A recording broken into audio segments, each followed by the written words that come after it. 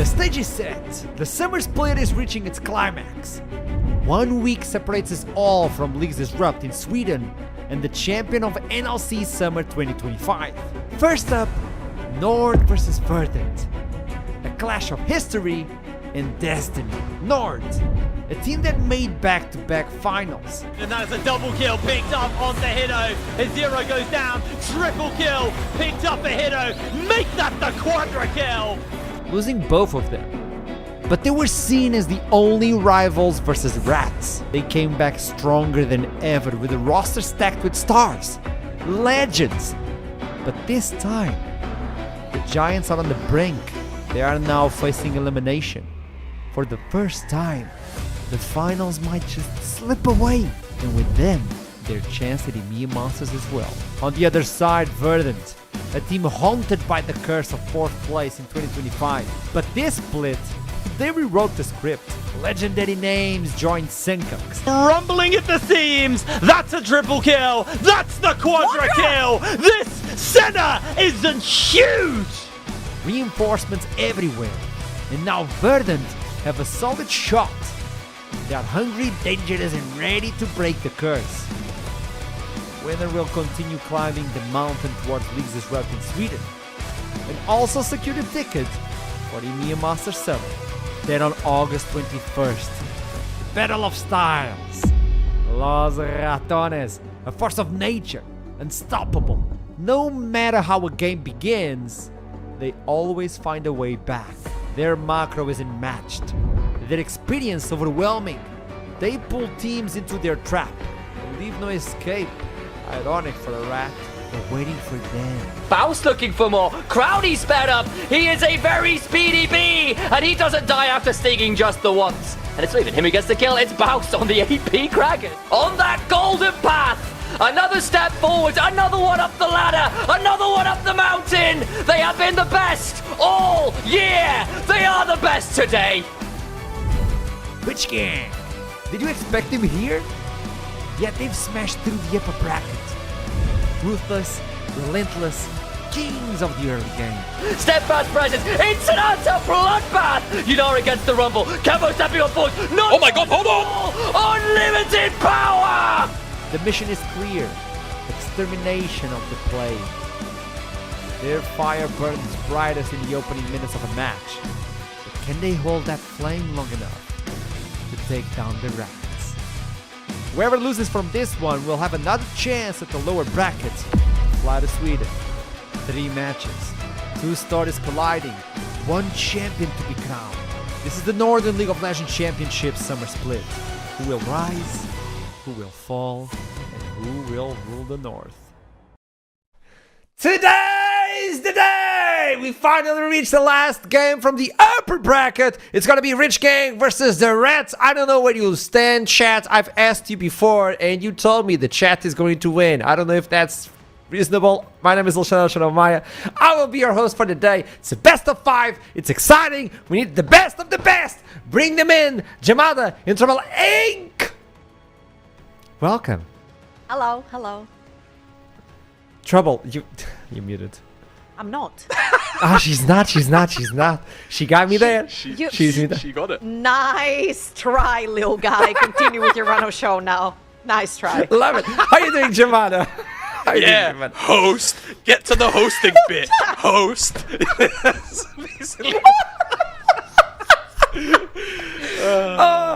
Chet, how you doing? I want to know how you doing. I know a lot of you are just excited for this one as well. I'll look as soon as possible.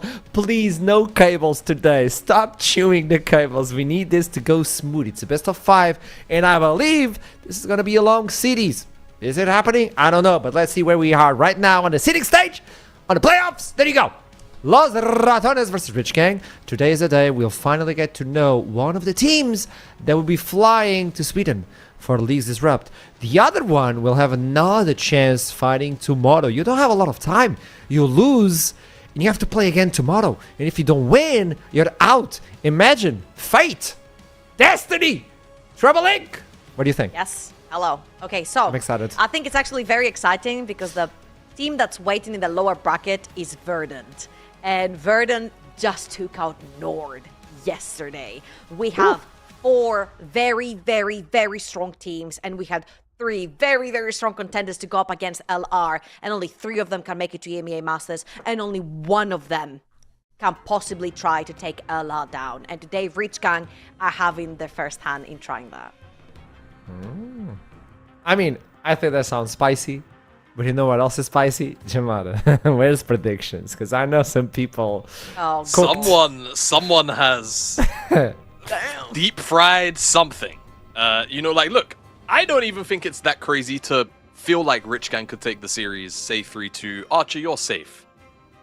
I safe, need right? to Yeah. know who from the Rich Gang organization wired this money over to Aragon immediately. I want a piece too. If that's all it takes, I want to put Rich Gang 3-0 as well. That's all I'm saying. But like, yeah, as you can see, today's people on the show, it's technically a split. There's 5 of us, 3-2, right? But everyone thinks it's relatively either going to be close or, we'll ignore Aragon's. LR should be dropping at least 1 game. Rich Gang look good enough, right? And LR have their issues going on right now to the point where we feel like this, at the bare minimum, will be a competitive series. Hey, Jamada, first of all, base prediction, I have to say. And secondly, I just want to make sure that sometimes we do forget to put our predictions in, and our social media manager will put the predictions in for us. That was Aragon's prediction. Yeah, that's 100%. true. That was No. that wasn't put there for fun. No, I don't think it was, because when we was in the green room before we got here today, Aragon was like, He was yeah. defending No, that's this. what I'm saying. Yeah, That's what I said. That's Aragon's I'm putting him on prediction. blast. I'm putting him Yeah. on blast. He said that they were the second best team in the league, and he thinks that they can beat LR. So Okay. I'm taking this, I'm taking this 3-0 prediction as gospel, as we always should. Everything you see on the internet, you should take at gospel at first glance always. This is the lesson here. I'm learning. I'll use that in the future, Jamada. Keep that in mind. Never say a word anymore. But also, take this opportunity, you back at home, to buy your ticket to where? To Lee's Disrupt. There you go. Lee's Disrupt is going to Stockholm at the end of the month. It's next week, by the way. We're about to fly. Do you have Wow, tickets, next by the way, Saturday. Jamada? In trouble? Yeah. I hope so. No, I'm kidding. I do. Yeah, I'm looking forward to it. Never been to Sweden. Missed out on the opportunity. Technically, the birth of modern NLC started in Sweden. So I missed out on that train. I joined the split too late. So Yep. getting to, effectively return to, where the brand, the overall league started technically is not going to be nothing short of an honor. Trouble. What is the first thing you're going to do as soon as you land in Sweden? Oh my god. I was there for Women's Esports League way back in the day, and there was this restaurant that made a perfect waffle chicken dish with bacon and maple syrup. That was the best chicken I have ever tasted in my life. So I'm gonna find you restaurant, and I am gonna order from you. I'm in. Aside from right. the bacon, Aside I'm from in. the bacon part, right? For you, we'll take the bacon out. It's fine. I'll Yeah. take the it. host doesn't host. Put it there. I'll put it on my plate. I might not still find the think host I'll that die. leagues Disrupt. Yeah. Just say. What about you, Jamada? What's the first thing? What's the first plan? I want to know. Oh gosh, I Yeah, don't know. exposed. Stockholm's a big place. I didn't really think about You it. go to IKEA. Honestly, Finn's gonna be there, right? Finn got announced as one of the Big. co-streamers there. Yeah. Hopefully, we'll potentially have some other very big Swedish players there. Smile. And I'm just gonna have them tour guide me around, right? This is their city, their place. I feel like I'll do the same thing whenever events are in London for friends that ask. So I'm following the guidance of nationals and residents. That's my plan.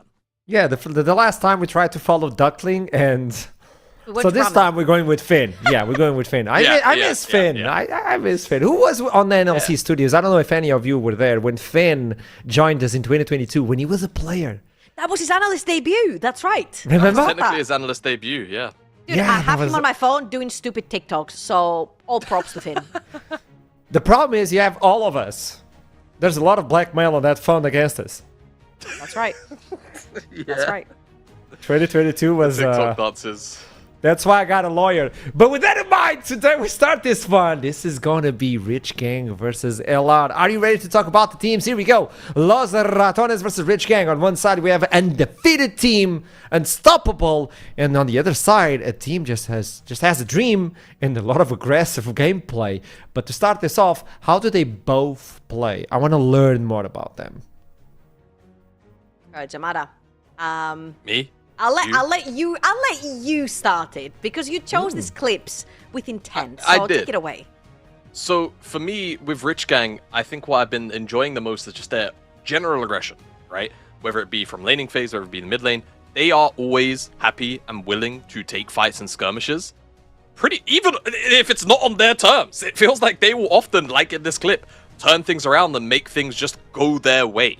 And the execution around these fights, particularly around the earlier objectives as well, has been nothing short of stellar. It's a big part of the reason why they're here, and a lot of it is coming from, carries in particular, Kevo the Haste, and, it's not often that we get to say this, but Ozhan, as a jungler, on a lot of carries, has been putting in a tremendous amount of work. I know! Yowzers! All right, on the other hand, for LR, I feel like this split might be the split, even though they haven't necessarily dropped a series or many games or whatever it is. I feel like this is the split where they look their weakest. We've seen them the entire year. They've gone through the honeymoon phase. They've gotten 2 NLC titles under their belt. They've got 2 EMEA Masters titles under their belt. And right here, I feel like a lot of the teams are starting to figure them out, but it doesn't matter because still their mid to late game team fights are so insanely coordinated. And what can I say, man? Their hands are just too freaking good. Yeah, and it's one of those things as well on that kind of underperforming part where you have these 3 cycles inside a team environments where you have the storming, the norming, and performing, right? Performing and norming should be pretty easy to figure out what those are, and it feels like right now they are just simply going through that storming phase, right? Where things don't always get executed the way that they want them to be executed on. Seems like at times maybe comms they're in 2 different minds in terms of what a play should look like, right? And that is definitely being reflected in some of their play.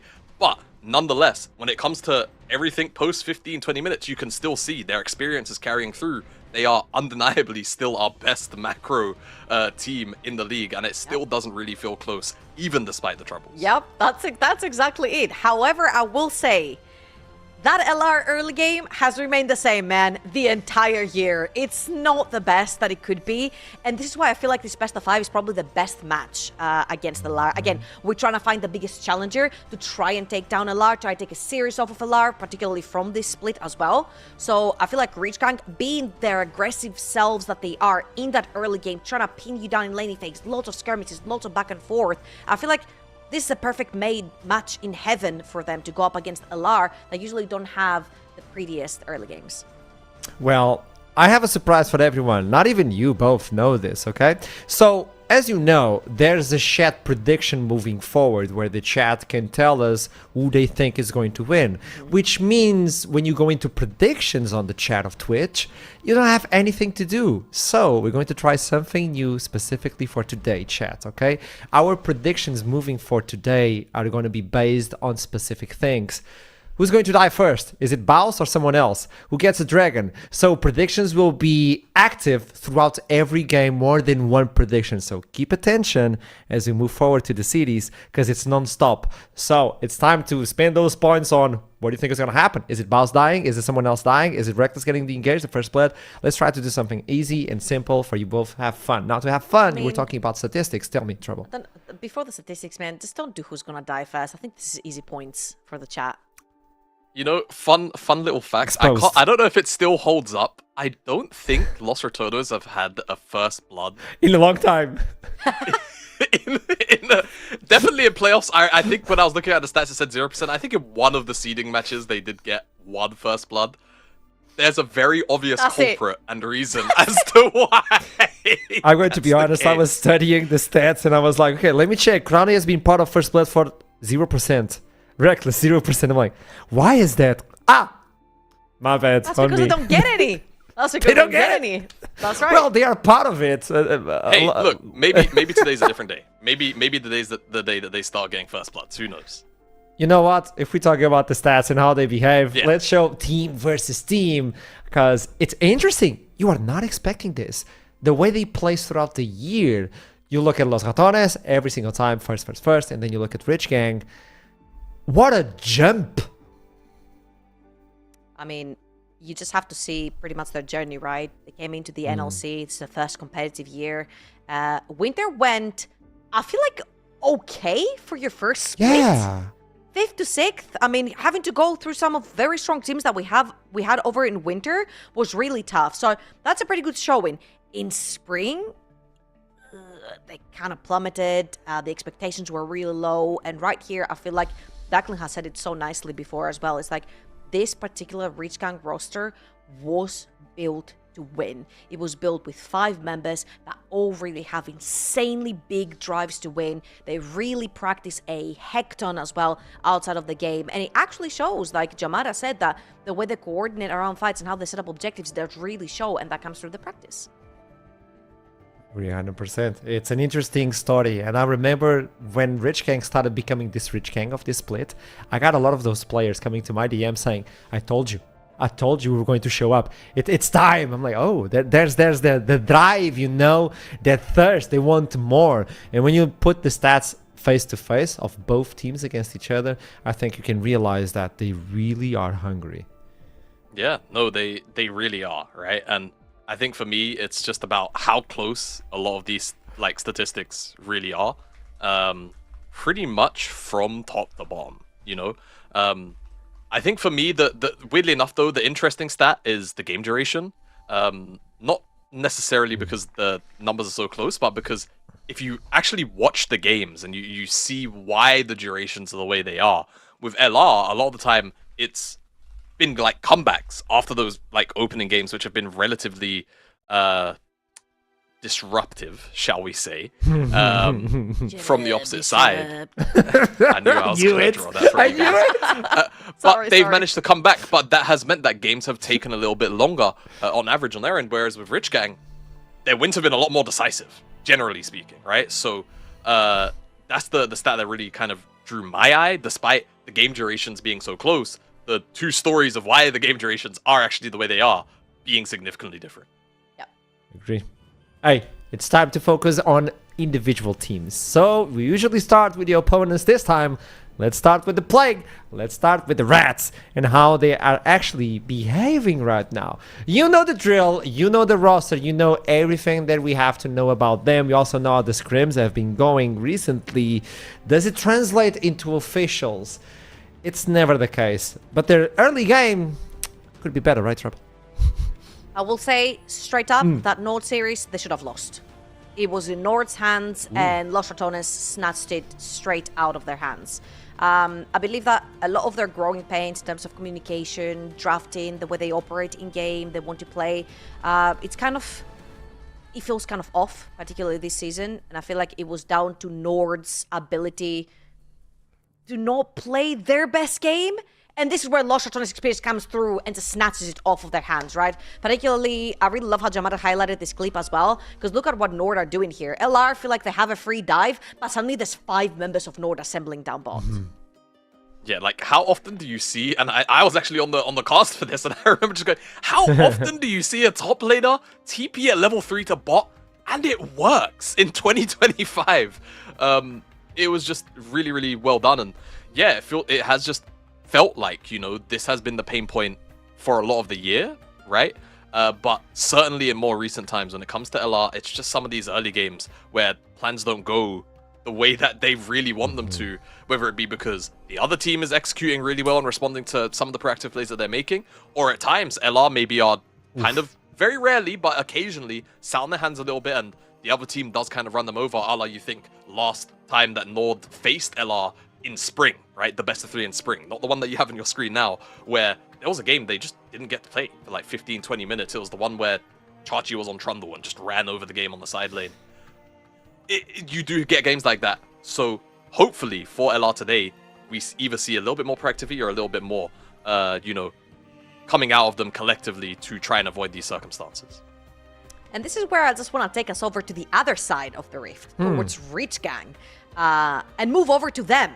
Because I feel like, again, they're a match made in heaven. Obviously, a lot of the things that you see on camera for LR, it happens for other teams behind the scenes, guys. Like, the conflict, trying to get your argument through, like all of this happens, right? But we'll see how it translates actually onto the Rift and if they can actually move past it when it comes to the official games. And this is where I feel like Rich Gang is going to be their biggest opponent because they actually are so quick in that early game. I feel like if anything, Rich Gang have been so good at playing fast games, and so I feel like their harder side is when they close them out. So they're really good in the early, they get their advantage, it takes them, they have the highest average duration in games in the entirety of playoffs, and that's because they just get a little bit too over-eager, particularly from one player. I will mention him later on, but they do get over-eager, and they lose a couple of their advantages that they built up in the early game, and they just kind of like halt their progress to ending the game. That's also my fear, but also excitement towards this match. Like, their early game is absurdly good, but the Reds are known to take the game back on mid-game, which is usually where Rich Gang has some issues. So I agree, it's a match made in heaven. I want to know more about this team from Rich Gang. You got the average game time. What else can we present by them? What else can we learn? Okay. He's ready. Wait. He's ready. He's ready.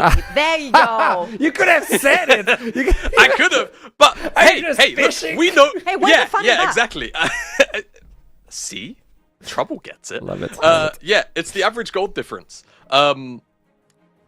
Rich Gang have had pretty successful early games, but their transition of that 14 to 15 minute mark to when Baron spawns has been absolutely incredible.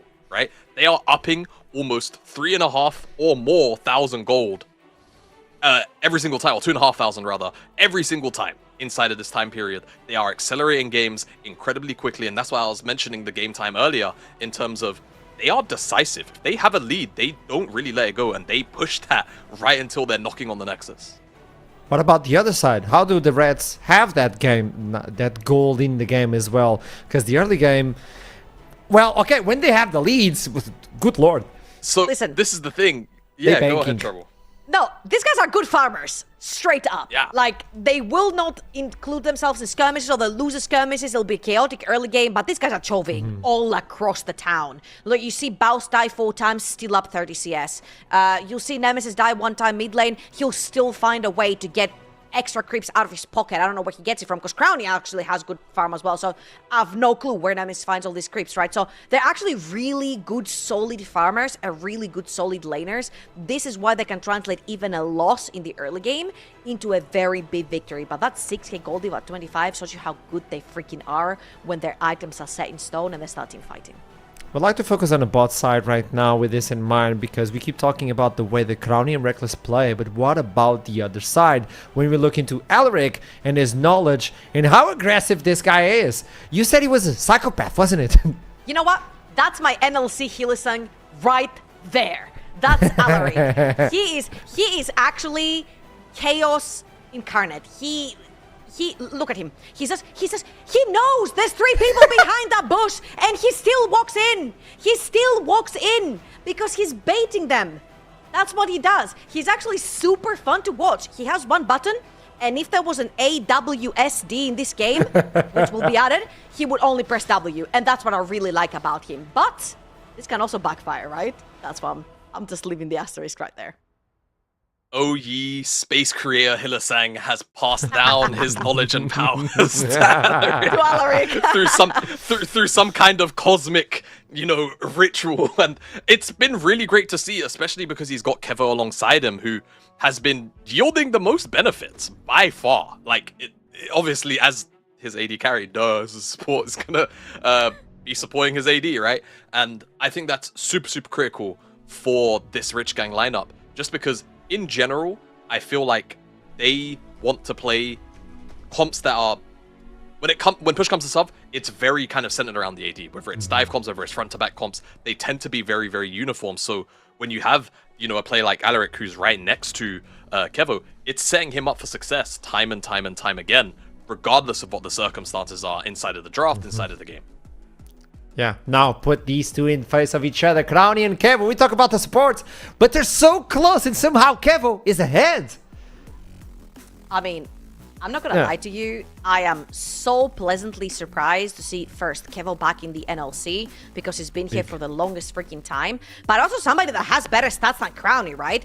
I mean, like, the reason why these stats are kind of like this, if we can swap to their champion pools, then it will make so much more sense, right? You'll see that Kevo is very based on some lane bullies. He lane bullied with Inara, Zaya, Varus, Kaisa. His Ezreal is a lane bully, which we don't usually say for that champion at all. Yep. Whilst for Crowny, it's more of like your classic front to back team fighting. We're scaling into the late game with the Corkis, the Sivers, the Kog'Maws, and the Zeris, right? And he's got some Jhin and Kaisa to play a little bit more aggro in the early game as well. But primarily, it is the more chill scaling will play for the late game kind of AD carry. May I present this question to both of you if possible? When we talk with Krani on the interview and the way they play the bot lane, it's like, hey, we have the experience, me and Reckless. We know they will be thriving and aching for the lead. We just wait. Kevo and Alaric are going to go for that kill. They're going to go for that. So who's going to take the lead on this one? Any predictions, any idea of what might happen? I see. Champion Select is on! Let's look at the champions. Champ Select's here. Right away, immediately, I'm just hashtag noticing Rich Gang. It's double Scion. So synonymous in my brain. Two Baus bands, right? Scion and Gragas. Are they going to go for the hat trick? Is realistically my question. And is this going to be something that we see out of them, right? Because I feel like whilst we focused a lot on the rest of the map, we haven't really spoken much about Max. And Max has had a silently equally as good, I would say, split. Maybe not as necessarily impressive. It will be a triple, but that does leave a 0 open. That would be my, guess here. This tends to be the Los Ratones priority. Whenever a 0 is up, they take it. So let's see if that's where they go and what Rich Gang's response is going to end up being in the 1-2. I feel like the triple tank ban really opens up Kevo for that Ezreal, though. And I feel like he will take it. If that Azir gets locked in here, he might actually lock in like a really strong jungler right here, like the likes of Pantheon, even though he was hit slightly. It's still pretty solid. The Talia, really good into Azir in lane, but also really good to play for silence as well, right? So if you lock in here, kind of like your mid-jungle duo, since Crowny does not play the Ezreal, you've got the chance to lock it in later down the line. Okay. Wukong alongside this Talia, we know how strong the Wukong is, still provides a whole bunch of skirmishing. It's just not the same amount of global presence, obviously, that the Pantheon can utilize, which I'm expecting Velia will take up on the opposite side here. The question then really becomes what that third pick will be in my mind. There is the Pantheon. I'm not super surprised, and I think for Crowny it just becomes about what one of his AD picks are. Blind here, right? He's lent a lot on, I think, mostly the Corki off the top of my head, when he's felt the most. Corki or Jhin, Corki, Jhin, like it's either Corki for kind of the lane priority, and then of course like the strong spikes in the mid game, or Jhin for setup. If they had the Wukong and maybe Azir, I'll think about the Jhin, but I feel like they're more likely to land on that Corki. Let's present. There you go. So far, it's just a stable. It's coming together. Hear me out. This is the perfect Ezreal opportunity, right? Mid lane not tanky, jungle not tanky. You've taken out Sion, Gragas, Cho'Gath. Not quite gonna be the case. They just want to prioritize Alaric on like a very heavy engaged champ. You saw how he is the fire starter for them as well. But I feel like LR should play it safe right here and actually do ban the Ezreal away. You don't necessarily have tools to pin him down with what's currently going on the side of LR. And apart from Volibear, if I'm not wrong, I can't recall any other tanky picks that I played over on the top side of the map for Baus. Yeah, I mean, I love this though, because this is taking away one of the few true engaged champions that Reckless plays, right? I think one of the few things that it seems like only I've really been a big proprietor of outside of Bowser's champion pool is that Reckless has a very, very niche selection of supports that he wants to play, that he's comfortable on. And when it comes to the engaged champions, the true dedicated engaged champions, it's Rel, and then if you want to technically move to a more closer to neutral, it's Rakan and then Alistar, right?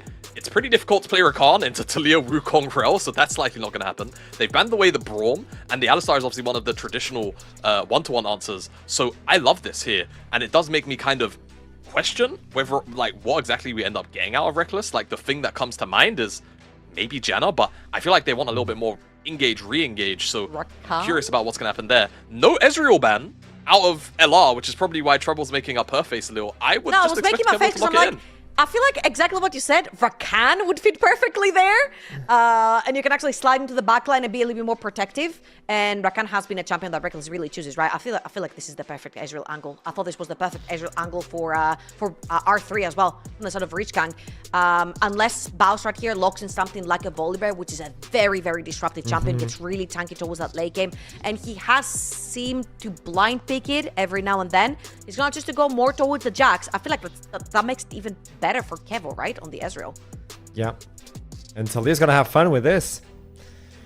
Yeah. Oh boy. Obviously, it will likely be the AP Jax unless something has What are He's you not talking changed. drastically He's changed. not It's the superior Jax. Baus does not change very often. You know, what was it? I think only a few weeks ago we started getting him to buy Doran Shield. And we're 8 months deep into the year. But, okay, well, whilst I'm not opposed to a Bard game these days, I do feel like Reckless is going to have to play particularly well in a setup with so much mobility amongst the carries, but also the amount of potential dive threat. Tempered Fates are likely going to be very defensive. I'll be curious to see how many proactive and playmaking opportunities he has to use that Bard with. All I'm saying is that I'm very excited for this game. You know why? Yeah. Because every single champion in the game has so much mobility and so much agency to play the fights the way they see them necessary. So I'm really, really excited. I think it's going to be super chaotic. Again, super mobile. All 10 of them. All 10 of them. There's not a single champion that is immobile in this particular game. So I feel like the team fights are going to be very ping-pongy and you're going to see like a lot of scattering happening a lot of the times. But I'm just very excited to see this game one. I'm though leaning towards Rich Gang's draft because it has a more solid early to mid with the Talia and the Wukong. And I feel like in terms of how they want to play the team fights, they do scale better in that matter. Jamala. It's hard to disagree. I mean, I will say, I feel like Rich Gang execution is what I'm looking at to be the big difference maker overall. I think both these teams have very clear ways to play the game, right? For LR, potential side lane through the Jax and the Azir. For the opposite side for Rich Gang, I'm looking mostly at the mid jungle. So again, I'm really heavily focusing on the execution. I really think both teams got exactly what they came for on the champion select. They have the most comfortable champions as well. This is the best way to open the cinema. With that in mind, I think it's bloodthirsty, calm and collected. I don't know where you stand, chat. So not only do your predictions, but start spamming on the chat on who you think is going to win. LR or RG. It's Rich Gang or Los Ratones. The first of 5, I hope. And with that in mind, let's toss it to the castles. We're going to be screaming today. Well, it's initialized in Aragon. How you doing?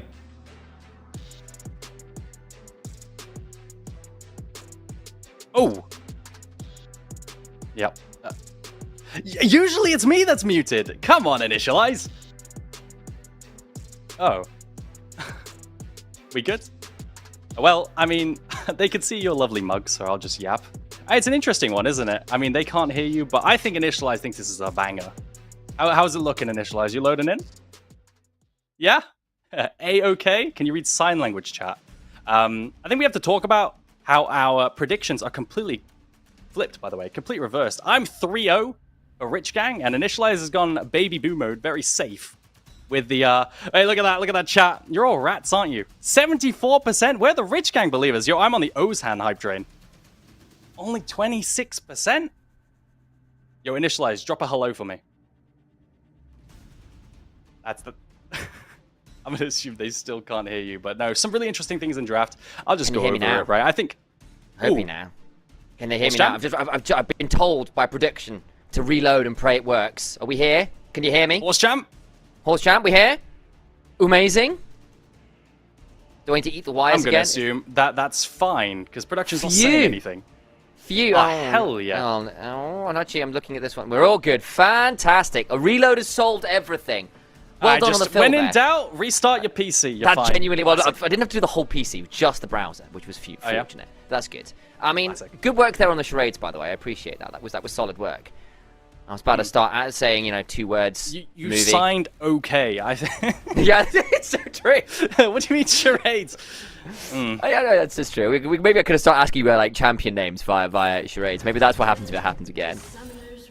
Let's do it then. Next time. Next time. Right now, and make sure you have it prepared. Yeah, all right. Okay, I've got one. When we get there. When we get there. All right. Okay. Well, let's I lock could in wait. then. Yeah. What are you feeling like in this early game then, mate? 'Cause obviously we've got two very different drafts in a lot of ways. Double ranged bot that we were calling out when we were kind of musing in the green room. That might be pretty good for loss of chance. But on the other side, you got that Wukong, the full clear angle. It is a big specialty, right, of Ozhan as well, who's loved that Wukong. Yeah, I think the biggest things I'm looking at right now are definitely the fact that, you know, Kevo and Ozhan have their comfort. Their best champions, or at least the very most played champion for Ozhan, this split has been the Wukong. And then Kevo's best champion, in my opinion, is just the Ezreal. So not pinching those from Los Ratones as we do some fishing. Just That's pull the out extra one of my- gold. Will he get the gold one? He did. That is the He question. got it. He got a gold fish. Well, he got a gold coin. So, and Yeah, he how got a many gold coin, right? But he needs to get a gold one for 10, I believe. Is that But he doesn't 10? quite Oh, my get days. it. And he's got to go back to lane now. Yeah. So he doesn't quite get it. He's That got, might be he's got misinformation. I am not a Jax 53 player. gold. And he's not spent the early gold on a healing pot because he wants to go back and get early silliness Classic. as fast as he can. I mean, Baus isn't a potion believer, right? He never buys potions. Honestly, Doran's shield is a really big improvement since Mia Masters Finals. That's something he So started doing true. as well. Yeah, so basically, you know, the D shield into the lane bully. I actually don't really like Jax in this matchup anymore. I think it used to be much, much better, and nowadays I think Cassante just wins. AP Jax especially just really isn't going to do much as What the game changed? goes on. Cassante will be a brick wall. Divine Sunder. It used to be much better. Yeah, well, okay. So I'm thinking more this year. I think, wait, did it really change this year that much? No, okay. That's No. fine. Divine Sunder was the whole thing, It's yeah. been very Cassante favored for a while now, ever since they buffed the early game of Cassante. But because of that, I assume top will be a snoozer. What I've really got my eyes on, the fact that it's a double range lane down in bot side, which should slowly win lane if you're Crowny and Reckless. And I think it's on, you know, Ozhan to really break up bot side if he wants to make it so that his bot lane can breathe a little bit more. Otherwise, they're just going to get pushed in and they're going to struggle under tower. Unless Alaric can find some, you know, engages and make the lane volatile a little bit. So eyes on Crowny and Reckless. How well can they bully with that double range lane?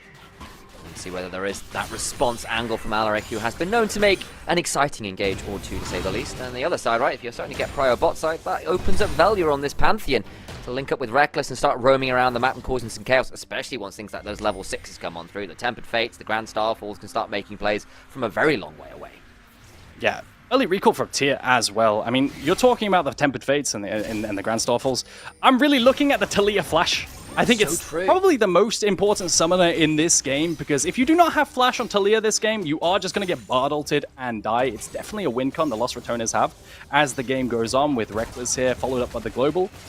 Nice combo from Dehaste. Already taken a recall for this tier, whilst Nemesis does still have his TP if he wants to recall and TP back. So, definitely in a comfortable spot if you're both mid laners at the moment. But as you can see, double range lane in bot lane. Going to get Prior and be able to shove in and secure that crab for Belia. Not too much bullying going on. Kevo and Alaric are still very comfortable as well, because you can see Ozhan going to full clear up the top side. Yeah, he has decided to path away from the losing lane, I think, for now, just to make sure he gets that early Scuttle Crab, get back, get that first buy-in, and then maybe you can look to help down bot side. But that first clear being as stable as possible does make some sense. There's that Longsword and Ruby Crystal, pretty standard back for a lot of our fighter jungles right now.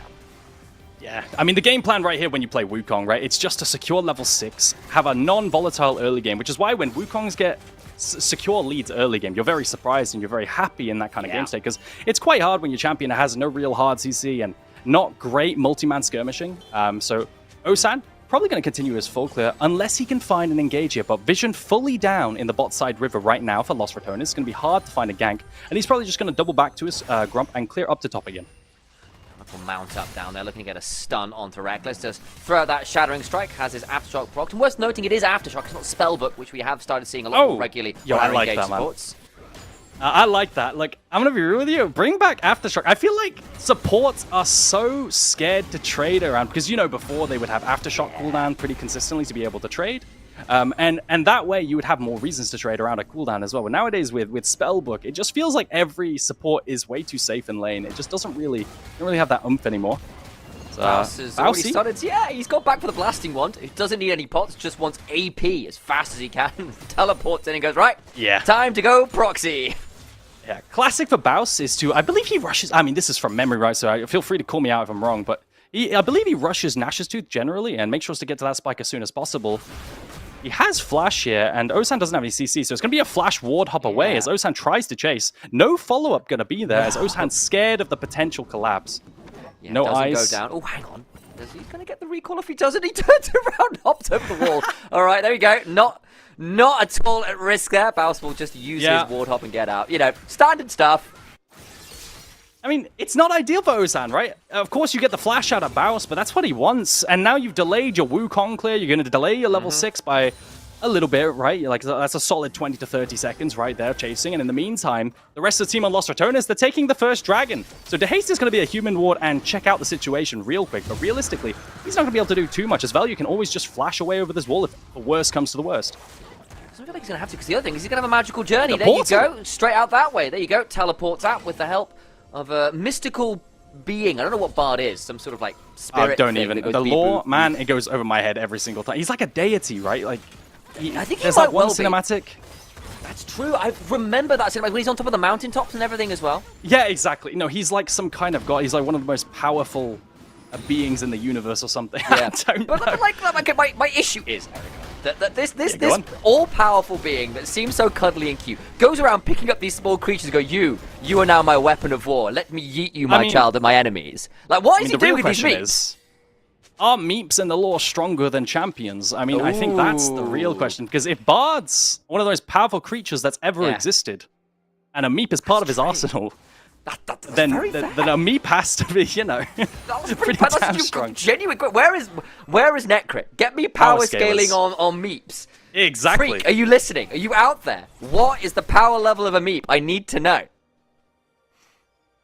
Only real questions on this cast. Exactly. Like, this is the hard-hitting news and journalism we do here in the NLC. Yep.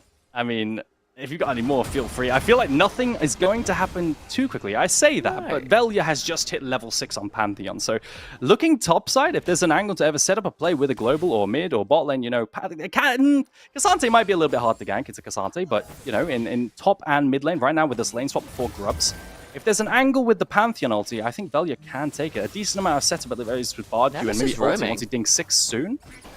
He wasn't going to get a ward down. You were absolutely right. I could see that happening, especially with the lack of flash now. Right, Nemesis just dropped out of lane with the Talia having a back. There was a world there where they could look for something, but I think they're more interested in the Grubs that are about to spawn and saying, look, that's where we'd rather put our attention. They've got the ward control down, they've got the shove in mid, the teleports come back, and there are those Grubs getting started. I think we might have a contest, though. Ozan is around. He's got level 6 of his own.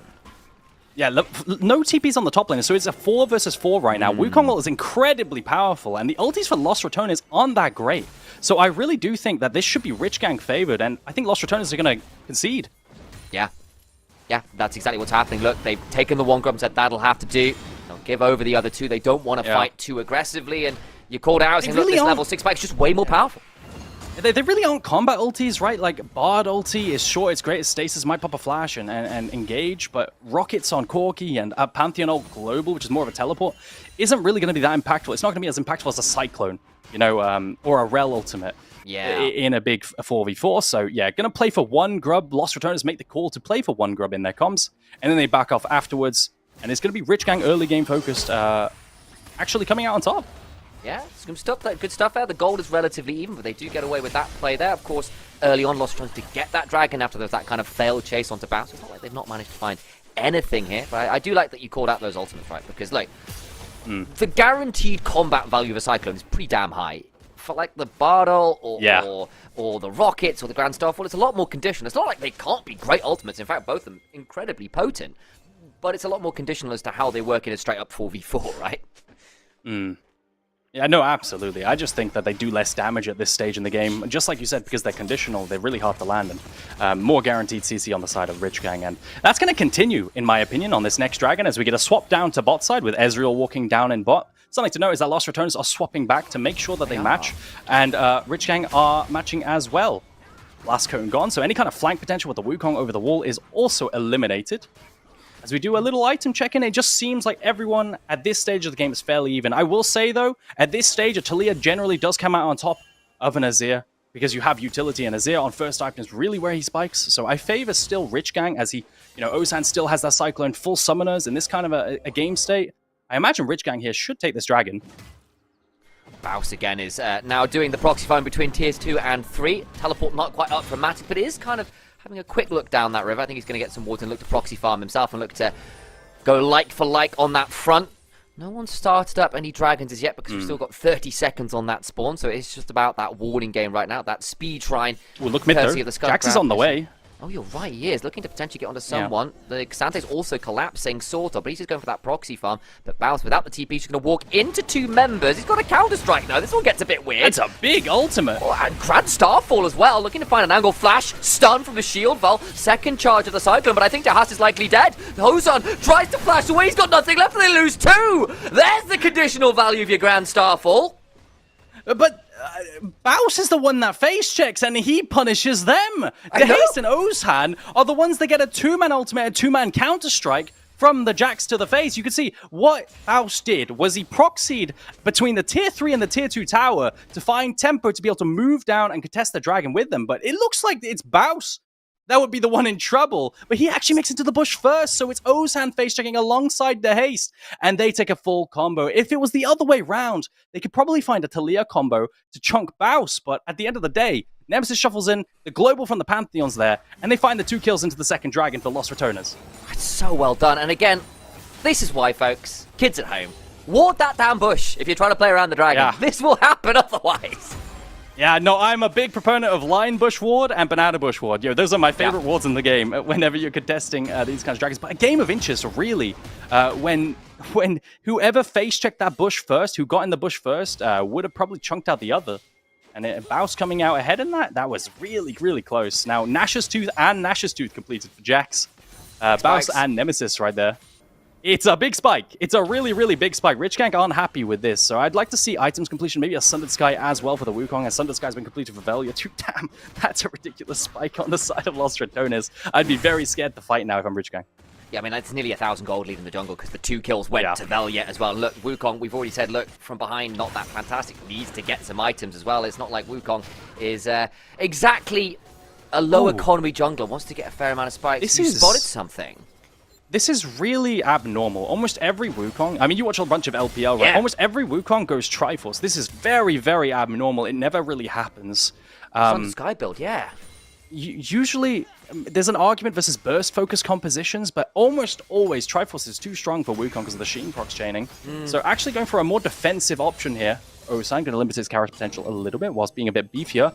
Very, very abnormal. I thought I'd just highlight it right there because I know you're a man of LPL as well. I am. We saw a Trundle do the same thing earlier as well, so a lot of this Sundered Sky for extra tankiness coming on forward in favour of the Triforce. A little bit of a skirmish in the enemy jungle. Ozhan's forced to use the Cyclone defensively, and I don't think LR are going to be done. Dahas is around, does have the Weaver's Wall. How aggressively do LR want to play this? Alaric at half HP is going to get stunned into a wall. Don't know if they're going to be comfortable. Continuing contest, going to reset slightly. But I think Rich Gang are going to say that discretion's the better part of Valor and just back away, blue buff down. Yeah, I mean, you just don't have Cyclone, right? You had to use it to disengage and help out Alaric there, as the clone's going to have to come out to get over the wall, and you're just losing all your camps for your Ozhan here. It just feels like a really slow bleed out for Rich Gang, as they get picked twice at the Dragon. Wait, Crowley just snapped forward. Almost a punish there. Flash, Tempered Fate! Oh, it's supposed to be the Talia without Flash that's more at risk, but Alaric going forward gets stunned into a wall! And the engagement on the Crowley is swiftly punished. Nice Tempered Fate. Nice reactions from Crowley into a nice punish from Reckless. The Tempered Fate was fantastic, and now it looks like Kevo is... he's gonna fall as well. Oh no, he went forwards, tries to get the kill! The aggro is there! It's on an iconic champion, but this time that aggression just leads him into an early grave. Yeah, he knows he's dead there either way. Has to try and send it forward. Corki picks up the kill in the 1v1. He's stronger than Kevo in that state. Maybe flash the Q for Corki, but then you're expending so much. So just a really good punish once again from Velia from behind. Just forcing the 1v1 from Kevo right there. And you're really, really suffering now because that Triforce spike, you're going to be delayed on that Moro mana. You're missing waves down in bot side. And once again, it feels like, you know, Lost Returners using their strong bot lane duo with the double range lane and the Corki in the early game to their advantage. Yeah, we called it out in draft, and it is playing out that way. But then again, this is Lost Returns, who were notorious for actually having mediocre early games, frankly. Yeah, there's some great laning players here, but guaranteed someone gets caught, someone misplays, the gold eventually goes the other way, and then it's the mid-game recovery with really good macro and team fighting, all these other things that we've been praising for Lost Returns. The early game really hasn't been that. This game, though, it very much has been. Herald's just up. Rich Gang are in the river, and Velia, having taken the Scuttle Crab's going to back away from the 4 odd members around. Are we going to see a fight, though? I think with the Corki and the Bard on the other side of the map, probably just going to play for the turret with Nash's Tooth instead. It looks like, yeah, it's going to be a cross map right there as Rift Herald actually resets. I think trying to fight here, if you're Rich Gang, it does make sense because, you know, this is probably like the most item parity you're going to have for a while. Yeah. Second item's going to come in for LR, definitely. First for them, as you can see, a needlessly large rod on the Azir. So trying to fight 1 to 1.5 items is generally ideal. Unfortunately, not going to find that fight. And as LR, you know, in response, they're going to say, okay, you can have Herald. We're just going to cross-map down in bot side, get more gold onto Nemesis, and accelerate him to a second item really, really quick, which is going to hit hard, because, I mean, that's looking like a death cap right there, or a Shadow Flame. Oh, Kevo, he's in so much danger. Does have flash. You're going to need to burn it for the rocket. It's a big one. Headshot. Kevo's down. That's a big kill right there. Killing an Ezreal with a flash after the Tempered Fate hits, not flashing that Tempered Fate is going to cost him his life. And that's another pick. It's just domination and with no room for error from Lost Ratonis right here. And I'm really not sure at this point, what do you do? Because that's going to be a bunch of gold. Watch Azir as Azir recalls. I guarantee you that's going to be at least another needlessly large rod. Yeah, it's going to be a dragon as well. That's Soul Point in the background as well. Yeah. Yeah, that's a really early Soul Point. That's if that is Soul Point, yeah, it is. That's going to be a really, really, really early Soul Point. We're looking, look, we're staring down the barrel at a 21-minute Soul, by the way. Which Rich Gang have to make sure to be online for, as we try to cross map top for the Wukong. And bounties a 17 small minutes. Gold injection. They still haven't picked up a kill, Sam. There's not been a kill. Adam, stop. Maybe this is it. Maybe this is it. The moment you call for it, Nemesis, no! He's out. Grand Starfall. Velia's now in a 1v2 and says, yeah, I can win these. Getting shoved back there with the Antoma Strikes Part 3. Alaric very low, gets the mount up, but he doesn't get the knock away. Last Comet Spear. We're doing flash. Jump forward with the shield Vulcan. Now look at Matix. Reckless is coming. And I think the Cassandre, not even then can they find the kill. Crowdy's going to go Valkyrieing forward to say, yeah, welcome to Valhalla. I'm going to deliver you personally. Crowdy on a rampage. An absolutely insane play. I mean, surviving that play from Nemesis and then the Pantheon ult in. I want you guys, if we get a replay of that, to keep an eye on the sidesteps from the Pantheon. But another fight up top. Hast ends up taking so much damage just from the raw autos there. Can maybe try and get over a wall, does wall top out, but there's Kevo waiting. I think that will be finally a first kill. Kevo gets the shutdown. Rich Gang on the board. It'll just come at the low price of a tier 2 bot side. A low price if we're on opposite day. I think that's going to be a lot of gold for Crowny right there. 363 gold each. Tier 2s giving them up is always going to be a little bit rough. TP coming in as well. Can we slow chase here? If we're Alaric and the haste, it doesn't look like we're going to be able to, so it's going to be a kill onto Baus and a tier 1. I can't remember exactly if that tower had already been taken, but if it did, then at best that was a tier 1 and Baus, or a tier 2 and 2 kills down bot. Take a look at this 1v1 with Pantheon that's going to come after Nemesis escapes. It's a nice attempt onto Nemesis' life with the collapse right here, Q3, and then I feel like maybe he should have held ulti for a cancel onto something, but the main point I want to make here is watch all the Qs that don't hit Velia. There's a Q3 that misses onto Velia because of the flip from Alaric, and then there's going to be another Q right here that misses again onto Velia, another one again, that's 3 in a row from Matix, and he just runs out of gas. That's a 4th, by the way, just to make things worse, even though it wouldn't have made a difference, and Matix in the end, he's just going to fall. You got to wonder if Velia would have fallen overall there and maybe traded 1-for-1. Those Qs had landed, but still very rough, and that's just 2 items now on Pantheon. Yeah, he's got a Black Cleaver at this point. When you've got the Cork, he's already 4-0. Shredding resist with the Gatling gun as well. Anybody who steps forwards into that pair of AD, I was going to say AD carry, I suppose at this point, Pantheon kind of is really in his own way. And they're going to get the other turret top side. It's just going to get shredded. They got the tier 1 into the tier 2 bot side. There's another tier 1 falling in this top side as we look at it as well. Reckless will trade onto Matix for no damage, but aura farm. And they'll back away at this point. Very happy with the gold lead. That's 6,000 gold in their favor. Souls in 2 minutes. Lost Ratones. This is by the numbers, and the numbers look mighty huge, mate. Did Baus just not farm a Gigaflower in his face right there? I think he didn't. Well, he's either changed or didn't realize. Fair enough if he didn't realize. It's in the bush, right? It's kind of hard to see, but I was kind of twitching because those flowers are broken. There's so much gold at XP. Like, what's the numbers on it? Is it something like every petal's worth? You know, like force XP, right? Yeah, exactly. I'm trying to remember, like, what the gold value is. I remember it being something like a 10 petal difference is about 1,000 gold, something like that. Thank you very much for production. Observers, my goats, 107 XP. It's a lot of XP. Interesting. It is, and Picked up a we're little more. going to get more flowers now to take Hang a on, look let's at keep as an eye on it. Lostratonians. They're kind of cleaning It's this gone. up. They've got a Zia DPS. Yeah, and then Corky had 2 items. It's gone. Oh, he has a death cap on us. Yeah, he does. He has a Nash's death cap at 20 minutes. No budget Hold on. items with the Rylai's here. We're doing Hang on, damage. that's just a kill onto Dehasti. He just got Grand Starfalled. And that's a Talia dead in silent. He has TP as well, but he's not even going to bother casting it. He's going to save it for the soul fight. But is he even going to be up for it, is the question. 30 seconds up. He's going to have time to walk out from base and run down with Talia ulti. So I think, you know what? You know, if you're Rich Gang now, you just have to send it, don't you? At this soul fight, you can't give over soul. You can't give over mountain soul here.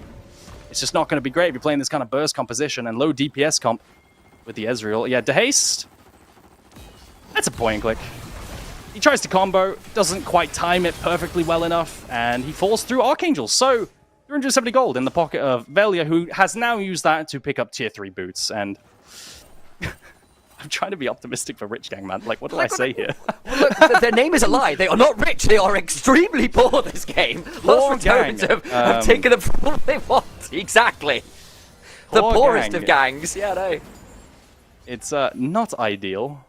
How can they walk in? They have Cassante, Rich Gang, to be able to walk in through Banana. Lost Returners aren't going to be able to control that exactly. You see a front-to-back trying to form here for Lost Returners as Azir TP's behind.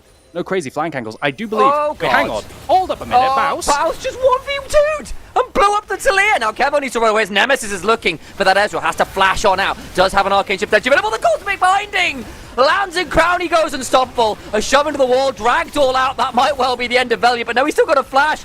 And Crowdy picks up another. They'll keep going for more because Baus is saying, I have got so much burst at this point. Matic needs to try and footwork out. But he ain't Messi. He's on the other team, and the bowl player is just a little better for Lost Returns. If you look at the replay, because Baus just blows up the Talia. Yeah, I mean, Baus in the backline, I didn't even quite catch him. The camera's panning there now. You can see the damage just insta. Yeah, one shot, W into kiting the phase rush into flash W. What a crazy amount of so damage with the skill. I mean, see, the problem is, usually Baus has died 4 or 5 times by now. That hasn't happened. So my man's has just farmed for a very long time. And even this kidnap doesn't even work out. Velia kind of just runs away and gets a spear on top of Valoric's head as well. So didn't quite catch that. But initialize. Yeah. Can I do any kind of take backsies on my prediction? Is that allowed? Or No. do we have to No. I look, okay, you know what? I'm not I have allowed to to own do it. that because I'm here as your co-caster. I'm biased. I have to support you in your choices. You have to request it from Jamada, and I don't know how kind a man he is. Jamada, you called me out on Arn's desk for saying that you know, Rich Gang wired me money for believing in them. They didn't, and now I'm regretting it. So They should have paid you for this. That's cold, son. But Mountain Soul, at least you have Rel Q Shield Break. You've got the passive, right? That you can shred resist with your passive. You know, Mold Breaker. You steal resist. You're tankier now. Every time you hit an auto or an ability. Yeah, Maybe you trying to can- collapse on side lane versus Baus. I feel like this is just his domain, though. I don't think you're going to be able to chase in there with that phase rush, so going to be a failed attempt. And there's a global down for Dehaste as an engage comes through mid. Ozan's dead. Oh, dear There's no Lord. other way around it. Has to flash over the wall, and Crowdy says, yeah, no, you don't. He just has to burn Valkyrie. He's still got flash. He's still got barrier. Not threatened in the slightest, and just punished the Cosmic Binding onto Kevo. The Ezreal gets blown up as well. Oh, no. Crowdy continues to look for more. He's flashing for it. His belief in the Corki looking well-founded right now. He thinks his champion is broken. Grand Star on the backside is immediately seismic shoved, and Valiant may now be a little deep, but I don't think they care. Reckless gets down. The Rocket Bell came up forwards. There's a counter-strike empowered by 2 items worth of AP, and they'll bring down Alaric as well. It's Matix alone in the base as Lost Returns begin to run rampant. These structures not long for the world. Domination in every single lane for Lost Returns, almost every single neutral object. I mean, look, from start to finish, it felt like they've been in control as Matic's going to try a last-ditch effort to defend the Nexus, but he's going to be taken down, shredded, brought down to 0 as LI on the base. They will take down the Nexus turrets, and Lost Returns say that our early games being weak, well, imagine what happens when they look as good as this. It is domination. It is ruthless. It is relentless. And Lost Returns will claim game 1 in emphatic fashion. It's that Naruto scene with the training weights off. I feel like the Los Ratonas dropping them and just all of a sudden playing insanely well. Yeah, explosion at the bottom. I mean, what can you say? I feel like there's not even that much to analyze. They just completely flapped. I mean, look, Baus didn't die in lane. They smash bot lane. They get early leads. They get early objectives. They don't overfight. Is this really Lost Ratone's desk? Take it from here.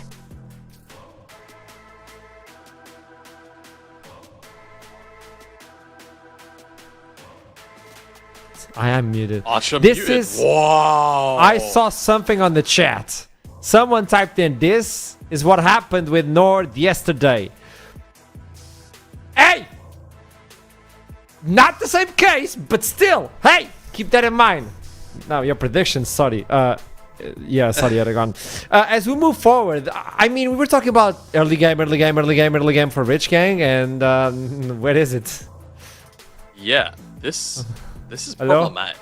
Because not only were LR proactive in the early game, Rich Gang just didn't really find anything anywhere.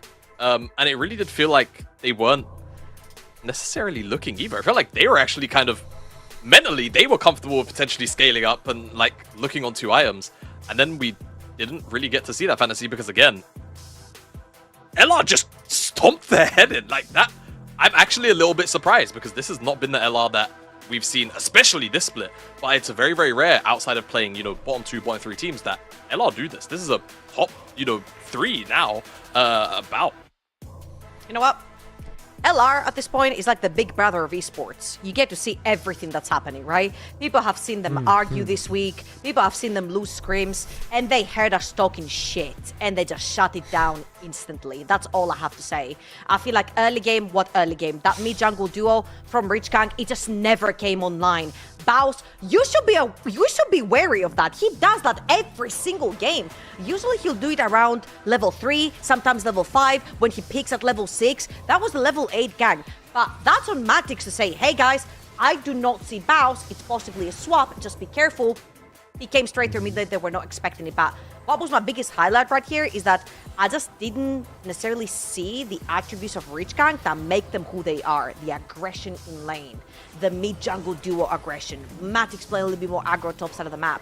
It's just, I just think maybe they were tweaking because it's game 1, right? I'll give them that. Maybe it's the nerves. But I do want to see them full force for game 2. Game 1 jitters maybe. I mean, I think one thing to also point out is even though whilst compositionally, you know, you look at this Rich Gang draft and go, yeah, like 1.5, 2 items they can definitely play. I think when you consider the fact that there's not really reliable engage, right?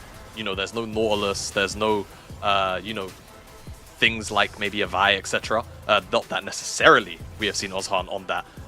But you understand what I'm saying. Something that just by default always gets the fight started easily, I think is really what seemed to hamper them in terms of, yeah, actually making fights happen the way that they wanted them to happen. I'm actually They getting a scaled bit so worried. hard, tell me. Yeah. Yeah, I'm getting worried because I feel like when it comes to Rich Gang, these were their best champs. Straight up, their best champs. Kevo on Ezreal, Dehaste on Talia, Matix on his Cassante, and I'm just left here scratching my head, and I'm like, hey, you played your comfort game 1, and you showed nerves. LR truly showed, like, they look angry. They've been hearing the allegations, they've been hearing people talk smack about them. None of that showed on the Rift. Like, that was very decisive bot lane, decisive mid lane, decisive ganks. Veli shutting down any potential for dives or counter ganging on the other side of the map. It's just, I'm getting worried, man. I said this is either gonna be a huge series or a straight up 3-0, and oh my god, I think it's the latter. Oh my god, 0-0. I think one potential, you know, positive, if there is one to take from this, is that LR have champion pool issues, right? This has been a very known thing, and in a best of 5, if Rich Gang can pull one back in game 2 or pull one back in game 3, pushing LR to 4 games, potentially even 5, that is where things start to get really, really extra squeezed for Los Ratonas, right? So whilst losing game 1 in this fashion is obviously very, very concerning, I think that's kind of the potential silver lining you have to look at as Rich Gang. Once you eventually get there, Trouble has something she wants to show us or say. Oh, okay. Actually, Oh, they're gonna have to get to a game 4 for the pool issues to show up. Send it to break. I agree 100%.